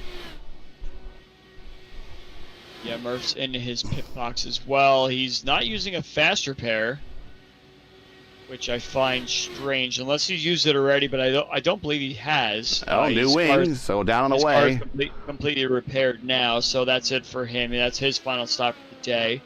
Yeah, he didn't use a fast repair because Warren beat him out of the pit lane.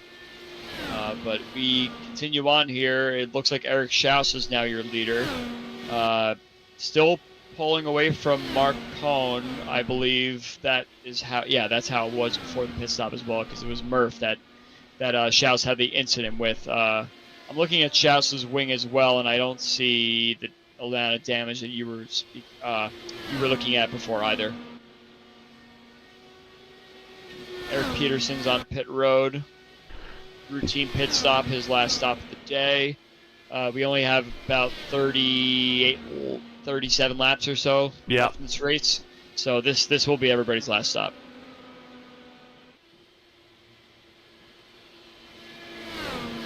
this point, we're pretty spread out from top 36. to bottom now. 36 laps. We only have 9 cars left in the field, right? Yeah, we got Schaus, Cohn, Pahutsky is now 3rd, Brubacher's 4th, Warren Rogers is 5th, Peterson 6th, Morales 7th, Murph's 8th, and Forsyth, who is running still in 9th. 9 cars still running, 12 cars have entered. We have 4 cars, on the lead lap. It's Schaus, Cohn, Pahutsky, and Brubacher. That is your lead lap for some of cars. That's it, yeah. Got Warren Rogers coming by Forsyth right now. Forsyth a couple laps down. Warren on fresh tires, so that's a pretty easy pass right there. I'm not sure if Warren is trying to catch. Let's take a look at Warren's lap times compared to Schaus. Well, this time by Warren turned to 164.337, which is a 22.459, and Schaus is a 22.605. So it looks like that Warren is actually running a little bit faster than Schaus at the moment, but if a caution were to come out right now, he is trapped a lap down. So Eric is going to run this as long as possible. But he would get the lucky dog here, because they have lucky dogs in this league, and he would get the wave around for to go back on the lead lap. So right, but he'd be up. There's another car in the turn 2 wall, and that is Morales, and he is a tow. So that is going to be now down to 8 cars still running. I don't see him getting repaired. Here, Schaus and Cohn side by side through 3 and 4. And Cohn has the position, but Schaus fighting back to the inside. Both these guys have won at least once already this year. Cohn up high, Schaus down low. Both these times, number of times we mixed up these cars, are very similar looking livery. And Cohn getting the pass. So Cohn, with already 2 wins this season, he won at Kentucky, and he won at Gateway. I guess if you're looking at one race that has a lot of similarities outside of Milwaukee to this racetrack, Gateway might be the next closest one. The more these cars battle, the more Warren Rogers is eating away at their time. And we are caution, and that is Mark Murphy.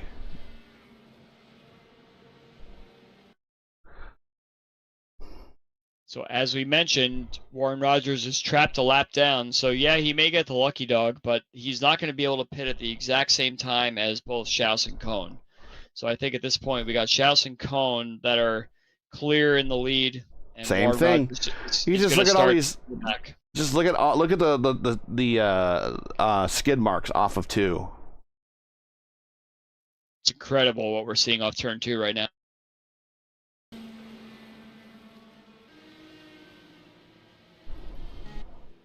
And here comes Cohn and Schaus coming to pit road. I would imagine Pahutsky's going to come with. Yep, and so is Brubacher. They're following each other there. Rogers stays out. So not only will he get the lucky dog, well, actually, I think the lucky dog might go to Forsyth now. Rogers is back on the lead lap, as well as Peterson's back on the lead lap. They'll get the wave around this time. It's really weird with the lucky dog on how that impacts. Someone's going to get a wave around, and then we're going to get to 2 because of the lucky dog, and then we're going to have everybody in front of the leaders, which here comes Cohn. So everybody in front of Cohn is going to get a wave around the pace car.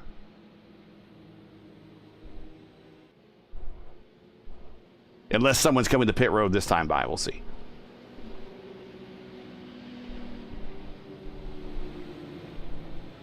No, and everyone's staying out.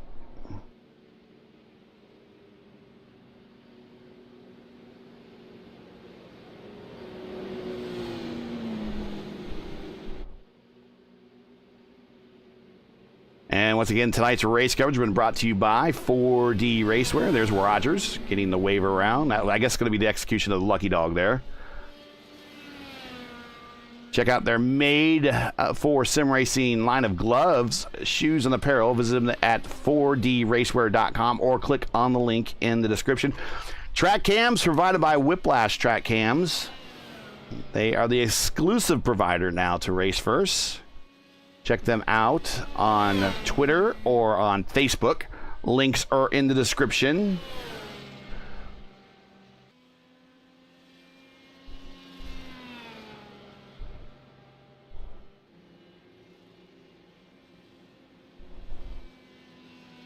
We're going to reset the field here as we're coming back to green momentarily.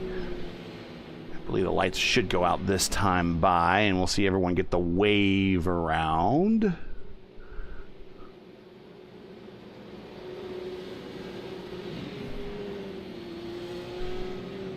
Yep, there they are.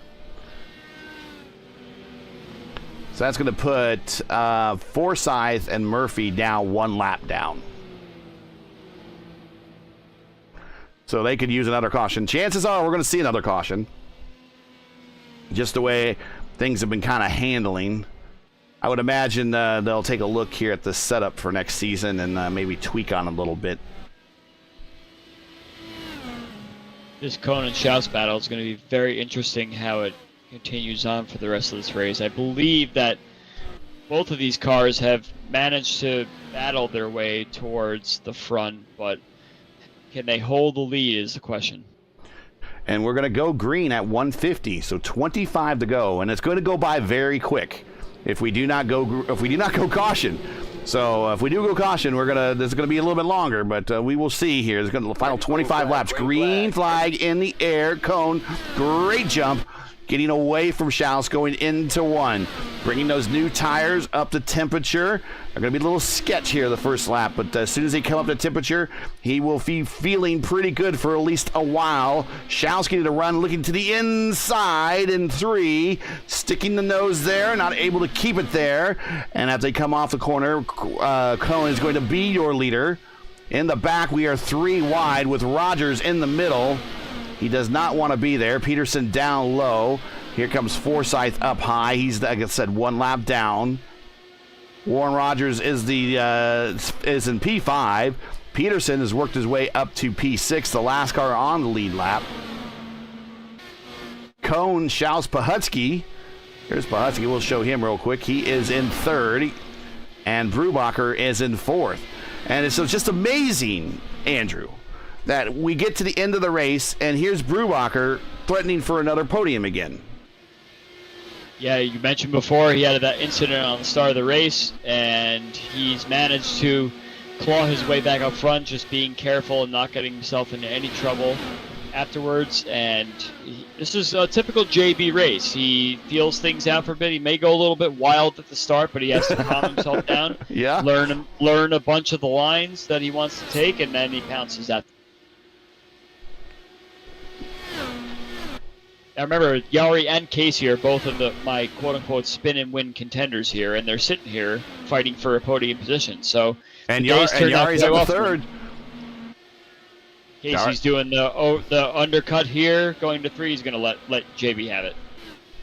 There we see best laps. JB with the purple lap, 169.5.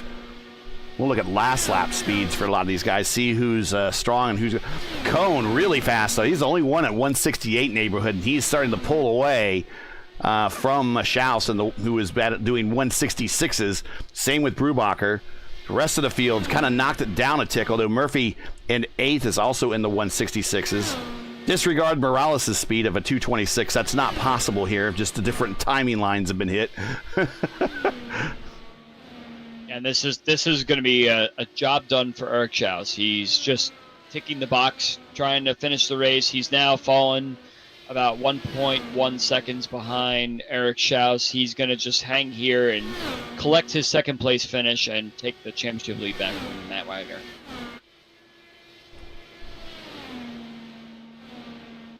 Hey, if your guys are watching from home and you like this style of racing, Spin, turn 2. And that's Pahutsky. Ooh, You were right, Gary. You said you were going to have another caution, and here. maybe now you'll say no more cautions, and then we'll have a nice green run to the end. So I'll blame you for this one. And yep, synchronized right off of 2 in the same spot. So I did the ERL Indy 500 with Mark Janes. I don't know if you heard that a couple of weeks ago, and he would talk about that no one in the booth would want to be that jinx, and if someone was the first to say the caution word or a yellow, I tried to hide it by saying FCY. Because no one knows FCY. No, you can't say that. They would mark down in their notebooks who said it, and then if it was jinxed, then they would say, well, thanks to Davey Hamilton, he jinxed us. I'm looking at everyone but Mark Cohn. Do what the leader doesn't. Oh, all these cars. Well, Shao stayed out. Shao stayed out. Brubacher's coming in, so Brubacher's got nothing. He's going to do a full send on this one. Same thing with Rogers, and we got Peterson in there. Now, we think Peterson might be racing a little wounded. This might just be a good opportunity to get new tires to help a bad handling car handle a little bit better, although he does get out in front of, I think he did get out in front of Rogers. We'll see how they sort that out. So we'll reset the field at 160. So, yeah, James would say that they would mark down, who said it and when, and then when there was a caution, they would remind everybody of what lap it was said and who said it. So he always would say, it was Davey Hamilton at 60 laps or whatever that said that there was no caution, and now they have a caution. So I will try to remember that. But I tried to hide it by saying FCY, which is full course caution or full course. Or FCW, or FCY, full course yellow. Yep. Anyways, Mark Cohn is going to stay out, as you mentioned. Schaus is too. Brubacher is going to have the new rubber, and he is lined up right with these guys. Warren Rogers is as well. Peterson is going to... I think Peterson is looking at possibly one of his best finishes of the season. I just didn't jinx him right there. He is currently 5th, a lap up on... nope, I think Pahutsky is coming out on the same lap, but he might be a little damaged. We'll see. Forsyth has worked his way back onto the lead lap, if you can believe it. And Murph is now 1 lap down. So if we get another caution and Murph gets back on the lead lap and then we go for fresh tires one more time, this whole top 8 is going to change once again. They're going to push so hard. I was going to say, if we have a quick second before we go back green, if you could watch the spin from Pahutsky from Peterson's point of view, it's definitely a cockpit shot from Peterson. See, do I have time before we go green? I'm not going to have time before we go green because we're going to go a lap here. Okay. I probably should have grabbed that before the pit stops, but I was looking forward to seeing what the pit stop situation was. So I'm surprised that Schaus didn't do the opposite, quote-unquote opposite of what Cohn does, because that's what you do in this situation, especially if you don't lose too many spots. You do what the leader doesn't. So put yourself on fresh tires. He would have come out second anyway because the car's behind him pit also. Yeah. So a missed opportunity there from Schaus. But again, Schaus just wants to finish this race, I'm pretty sure. So coming to green at lap 162, Cohn, Schaus, Brubacher, Rogers, Peterson, your top 5. And I think at this point, Schaus might be the only car with still a faster pair in hand. I think everybody else has had some incident.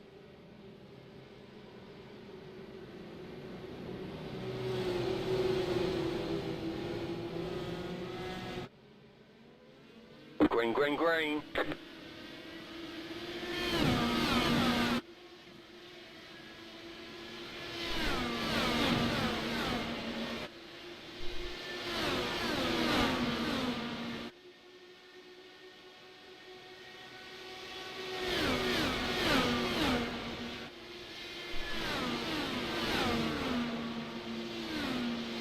Warren Rogers flirting with that flat part of the track in turn 3 and 4 there. Didn't really work out for him. He did not get that spot on Yari. So Warren keeps his 4th place spot. Let's see if he could do a little bit better in 3 and 4 this time around. Rogers is right on Brubacher. That was Peterson. Peterson's right in this battle too.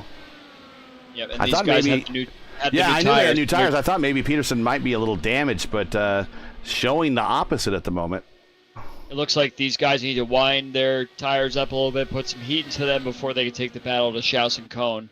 Schaus has to be kind of quaking a little bit right now because it looks like both Yari and Warren are coming.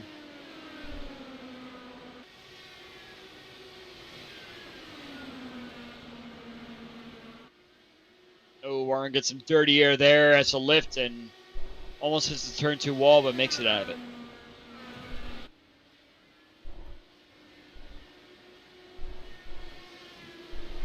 Doesn't look like these new tires are really doing it for these guys so far, unless they're still trying to figure it out. As you see Craig going to the inside of Eric Peterson, turn 1 and 2.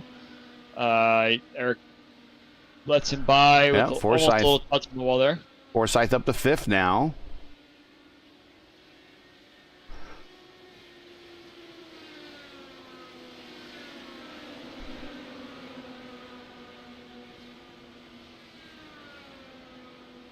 And the more that Yari and Warren battle, that just gives Eric a little bit more leeway. And he doesn't have to worry so much about the fresh tires behind him because these guys are side by side. But you could see that Eric is really struggling. I don't know if he has some sort of damage from the incident with Murph earlier on that he just can't get up there and battle and keep the speed. But Craig is coming also. It looks like Warren gets a little high, touches the wall there. Craig's going to take P4.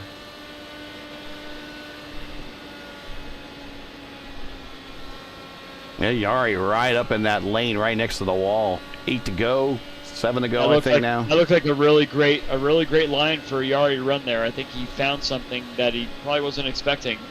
He's a little bit high in 2 there, but I think he's experimenting, and we have another caution. This time, Warren's around, and I think no, we're not going to end under caution, but let's see what happens to Warren here.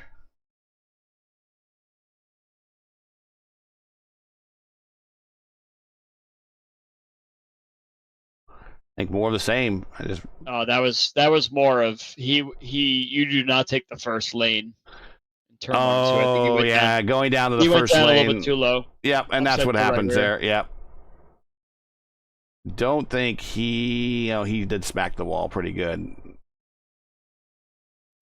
Yeah, lane 1 works if you enter it late. If you don't enter it halfway through the corner where your car gets unsettled on the flat part of the track with the progressive banking, if you could turn down onto it and keep your car straight, it's usually pretty safe. But if you do what he did and he kind of tracks his way down there trying to find the shortest way around the track, that's not gonna end well for you.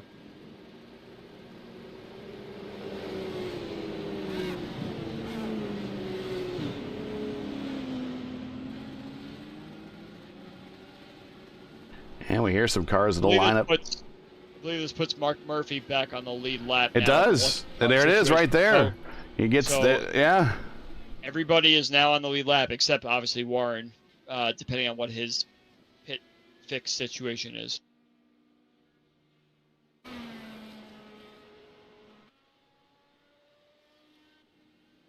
And he's coming off pit road, and let's see looks like he's tracking straight.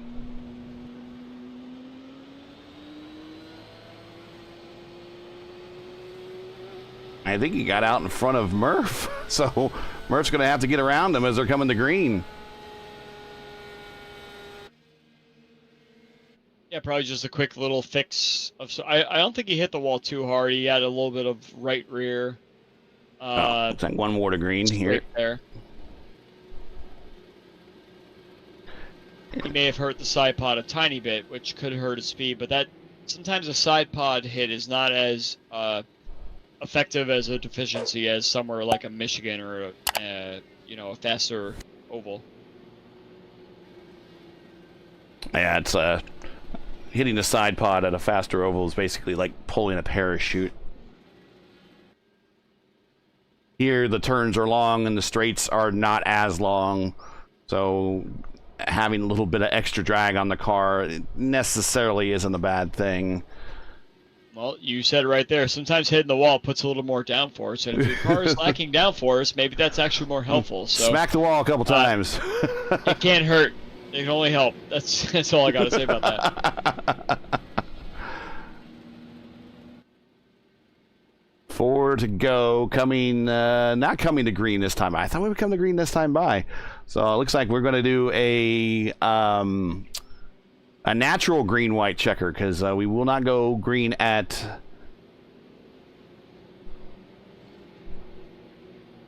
Yeah, if it's a green-white checker, it's going to be difficult, I think, because we haven't seen these guys really harass any car ahead of them until about 2 or 3 laps into the run. So some of these guys are going to have to try and predict when the start will be if they want to make up any more spots. So I don't know. I'm going to make a stake right here that Mark Cohn's your winner. Yeah, I'm thinking kind of the same thing. And nothing against Schaus and Brubacher. I think for maybe those guys back there, it's a little bit of an effort of drive to survive. And I think the guys behind him would very much like to also do the same drive to survive, but get up on the podium. I don't really see anyone touching Mark at this point. He's looking for his 3rd win of the season. Yeah, but it could go the wrong way if you anticipate the wrong way. So let's watch and make sure that all 8 of these guys get going properly. Green, green, green. Looks pretty standard to me. I think Schaus got a little hiccup, so Yari might have something to say on the last lap, but I could see Mark driving this one right to the end with no mistakes. Down the backstretch. Here's inside for Forsyth. If Mark gets this, 3rd win of the season, white flag in the air. Brubacher trying to get there. Craig didn't know what to do. He couldn't decide what lane he wanted to take, and Craig is all over him. Yep, and Yari, and here comes Craig. But Cohn, with the 3rd win of the season, coming off of corner number 4, will move up to 4th, I believe 9th all-time in the series for wins. And Schaus finished 2nd, and I think Forsyth edged out JB for 3rd. I'm a little confused. Like, Yari couldn't decide what side of the track he wanted to be on. I don't know if it was just nervousness or anticipation of what Craig was doing behind, but he easily had an over-under there that he could have taken from Schaus, and he decided to give him a break or couldn't figure out what he wanted to do. So Craig manages to sneak home in 3rd there. That's a great recovery for him. And I imagine when we talk to all these guys that they are going to talk about a long day.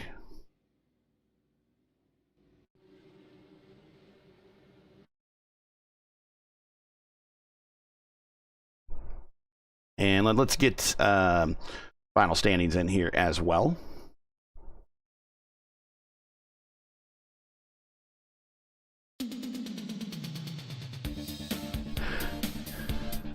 Mark Cohn with his 3rd win of the season. Improved 4 spots, led 33 laps. 12 cautions for 44. Oof. That was a bit of a rough one, but we'll talk to the drivers and see what the problem was and see if there was a way to maybe fix it. Schaus finishes 2nd. That's going to help him in the points. Led 61 laps. Started right where he finished. Forsyth up 5 spots at the end there. Edges out Brubacher for 4th. Brubacher just misses another podium, but gets a solid top 5. Peterson in 5th. Rogers in 6th. I believe that might be his career best, according to the stats. We'll double check on that one. But Murph in 7th, who led 20 laps. Warren Rogers led 36. Pahutsky in 8th. Morales 9th. Lever in 10th. And Teed in 11th, led 7 laps. Wagner in 12th. Who led 18 laps. And that's going to be the painful one, because that's going to open up this championship a little bit wider with 2 rounds to go. Always love a couple more cars in the fight, so we'll see what happens. All right. And let's bring in Craig Forsyth here first.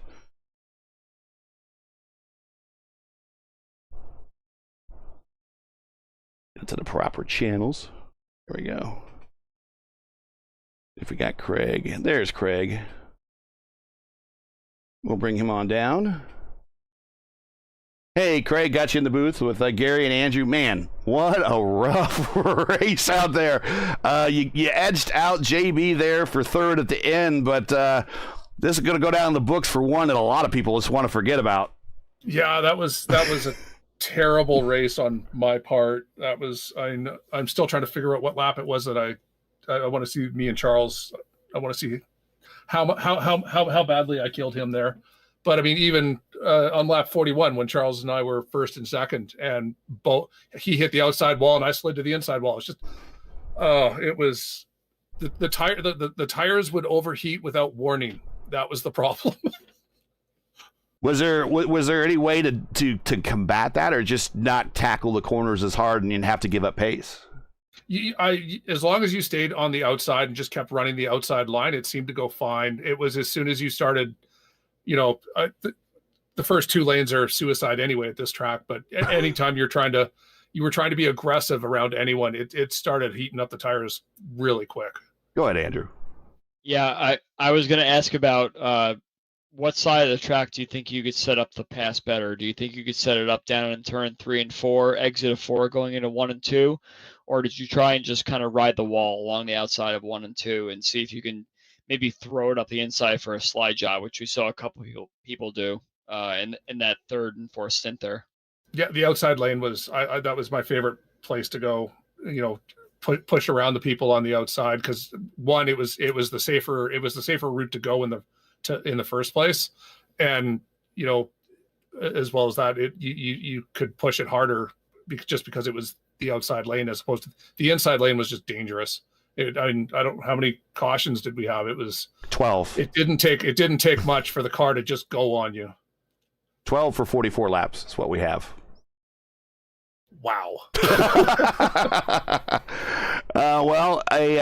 Another DW12 race, another podium for you, sir, here on Race First. So congratulations. Go ahead and do your shout outs. Give your thanks to all your teammates, fans, sponsors. And I know you got to give some thanks for at least surviving this thing. So go right ahead.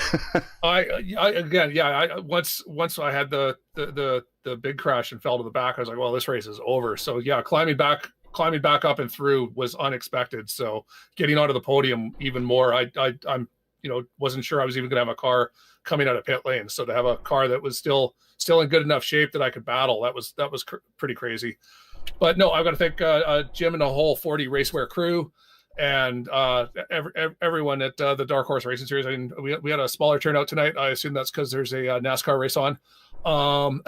Yes. You guys do the broadcast. I got to thank all of my viewers, because I just hit 100 subscribers, which is crazy for my live stream. And yeah, that's it. I as I said, I didn't. Once we had the accident and we're 2 laps down, I did not expect to get back to the podium. So that is a whole bunch of just race and luck right there. So we will take it and run the heck away from this track, because it was scary. I think that's probably 50 more subscribers after having them watch what you went through. You're gonna get some more there, Craig. It's never-ending enthusiasm. That's me. If you're just out front all the time, it's boring. Yeah, so that's for sure. Exactly. You need to give the subscribers something to watch for. So sometimes how will Craig bottle this in the first half and then recover from it? Exactly. It's all about the lights. All right, congratulations. Say hi to everyone on the stream for us, and we'll catch you at the next one, man. You betcha, guys. Stay safe. See ya. Yep. All right. Do we have shout? Yes, we do have a shout. So we will bring him in here next.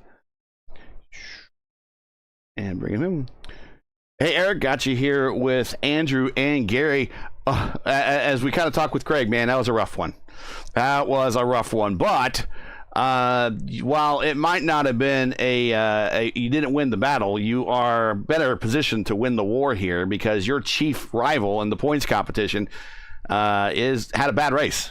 So this got to bode well for you, just to get across the finish line and finish this thing on a podium and try to almost get maximum points.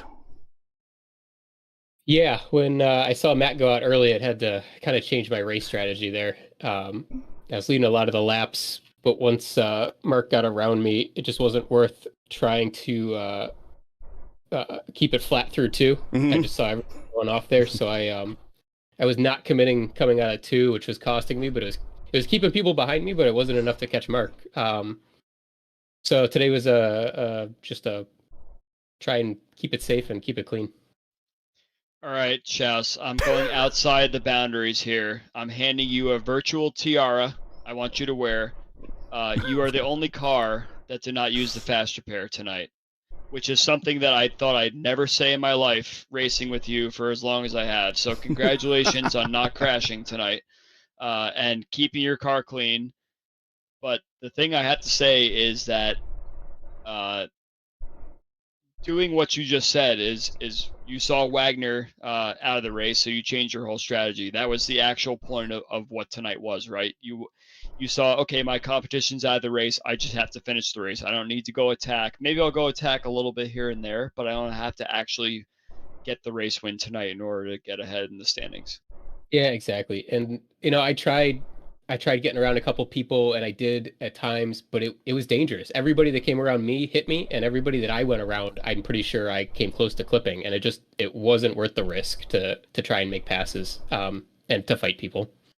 Yep. So per my count, it was you and Murph that had the no fast repair situation, but you saw him spin off ahead of you, so that that left you as the only person that needed the clean car. So congratulations to you there, and it seems like you maximized tonight, and hopefully you learned a little bit about what it takes to just kind of maintain your spot in the championship and take this one home. Yeah, well, after the last 2 races where I think Matt had errors in both, and then I followed him up with errors of my own. It cost me. I should be way ahead in the points right now, and I'm not, because I was racing for wins and not for the championship. And with only 2 races to go, I had to switch my mindset today and say, I'm close enough. This should be for the championship. Well, here are the points. You might not be able to see them, but we will update you. You are the leader now by 17 points over Matt. 75 points ahead of JB, and 113 and 123 over Teed and Forsyth. So it looks like this is going to come down to, unless you and Wagner have a lot of bad luck next week, it's going to come down to you and Matt at Indianapolis, possibly for the championship. At the biggest race of the season, for the biggest prize of the season, for the biggest championship of the year. I would imagine, though, that next week it could be one of those interesting weeks where if we get a lot of participants, we always have the opening for the big one as a possibility next week. How is your style? Are you going to evaluate this a little bit more going as the week goes on, because we do have some time before the Fontana race? How is your race or your style at Fontana is going to be impacted by this? Is it going to be a safe race at Fontana, or just go for it and then see what happens and we just go to Indianapolis? It depends on where Matt is. Okay. If Matt's in front, I'm going for it. If he's behind, I play it safe. So fair enough. Well, yeah, it's going to come down to the double points, like you said, at Indy. So. Yeah, for sure. And that's what the big race there at Indy will be, the full length 500-mile, 200 laps. So shout outs, friends, families, sponsors for another podium finish here in the league, and back to the points lead. Yeah, thanks to you guys for the broadcast, and thanks to Dark Horse for putting this on, and the admins. It's fun racing with all those guys. Thanks to anybody watching, and I appreciate it. I'm going to need that tiara back, Eric. We don't have the broadcast on Race First here to keep that, so I need it back. Fair enough. All right, congrats. We'll catch you at the next one in a couple weeks. Thanks, guys. All right, we will move him back into his channel, I think. We'll put him in a driver's meeting. I can't remember where he was. And so we get our winner, Mark Cohn. We can bring him down. There he is. Mark Cohn for the 3rd time this season, and believe it or not, it moves you to 8th all-time on the Dark Horse wins list with your 3rd win of the season. Congratulations, sir. Bit of a rough one out there. What'd you have to do to survive?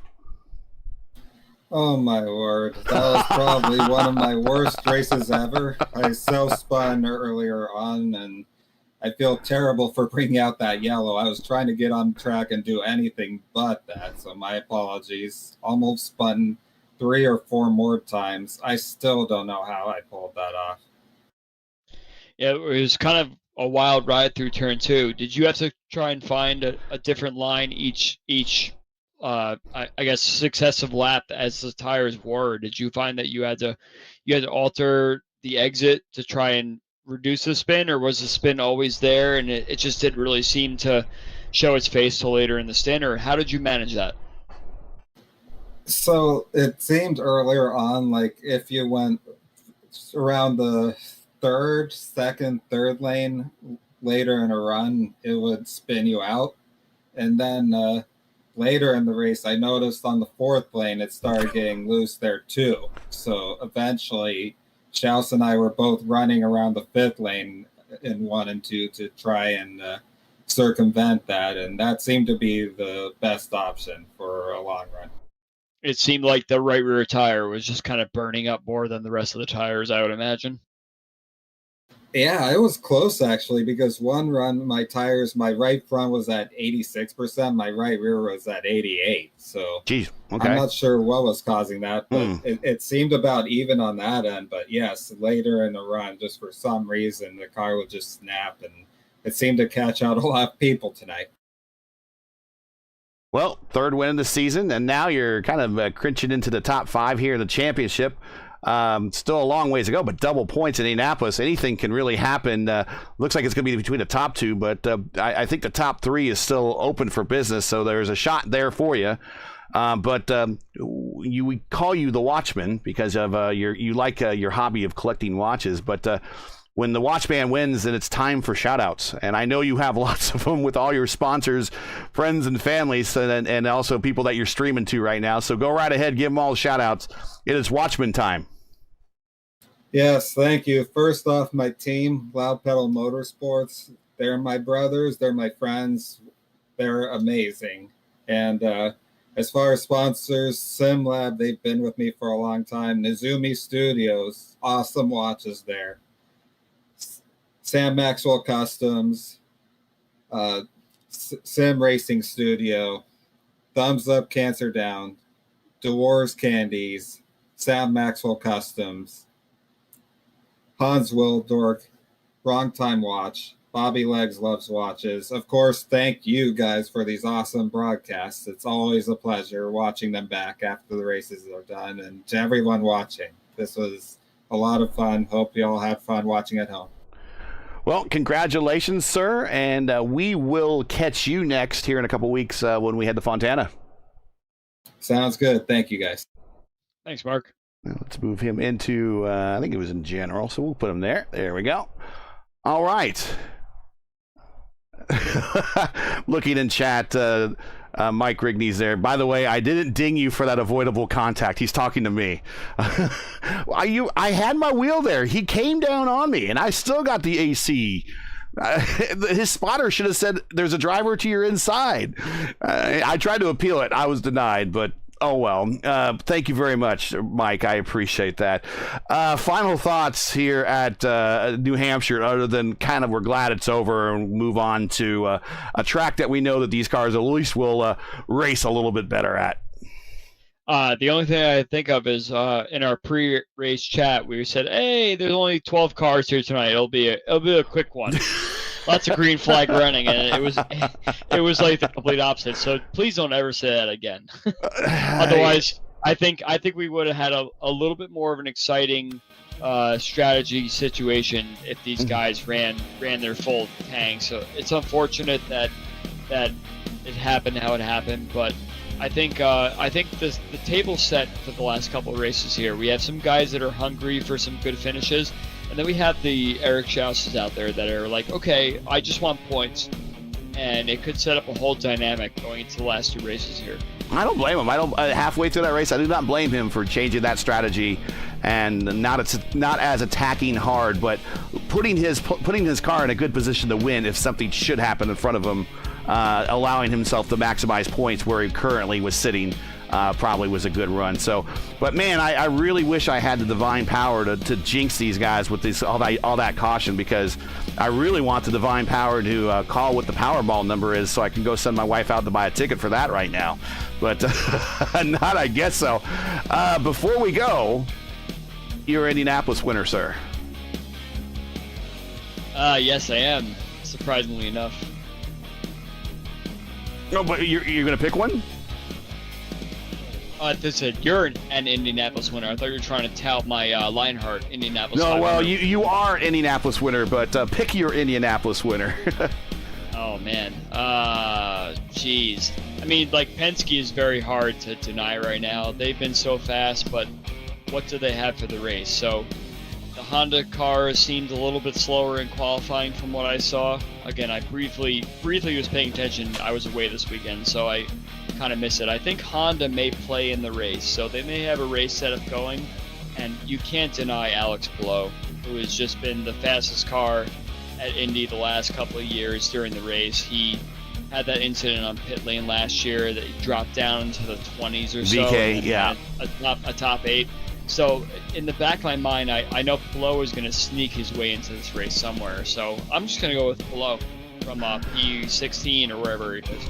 I don't want Palou. All right, out of nowhere, I think when you least expect him, he's going to show up, and that's Dixon. When you expected him to win the race, he was up there and things happened. When you least expect him to win the race, bang, there he is. I go Dixon. Although, again, very much want to see Heel Newgarden just win the race, kind of rip open the driver's suit, have an NWO t-shirt on or something like that, and cut a heel promo. Wow. Okay, that's a take right there. Just cut a heel promo, say, I didn't cheat this time, but I still beat you all. I just want to make one comment. I was talking to my dad this weekend. This seems to be one of these Indy 500s where we have this big disparity in ages. We have a lot of younger guys, but we have a lot of 40-plus-year-old guys racing this season.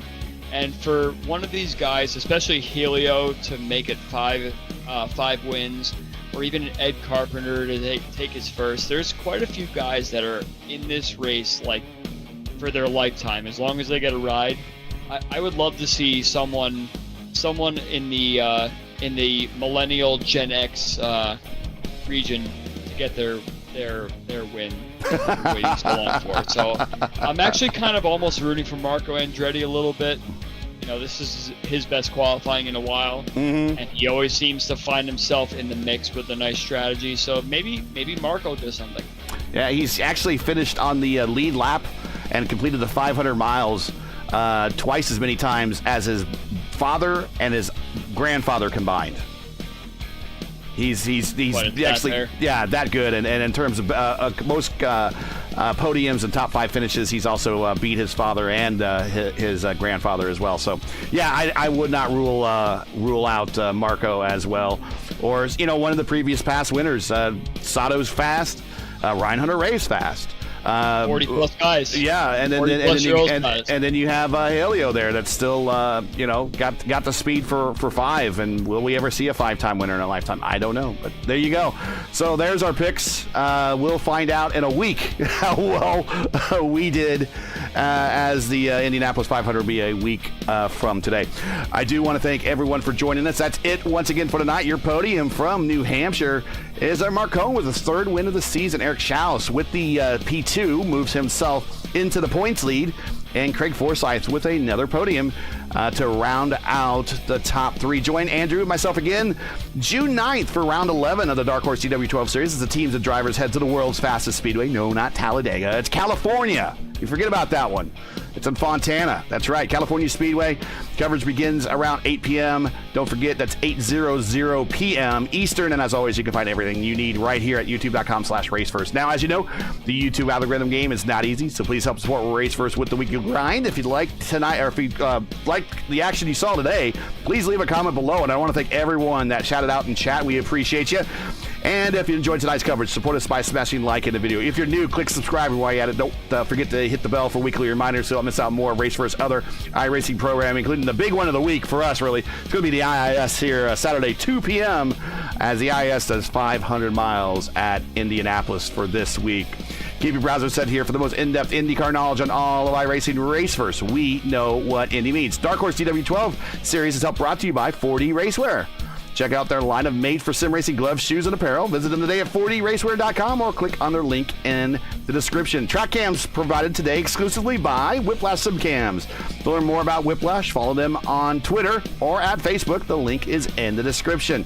For business inquiries to learn more about what we do at Raceverse, visit raceverse.com. Like us on Facebook or follow us on Twitter. So, for the Catalyst Andrew Wood, I'm Gary Gazzo. And everyone else at Raceverse, I'm saying to all, happy Indy 500 Pole Day. Hope you guys had a get your fill today watching your racing. Thanks for watching us later. And to all the men and women serving in the military and as first responders, Godspeed, God bless, come home safe. Catch us again right here June 9th in Fontana for the next race of the Dark Horse DW12 Series. Good night.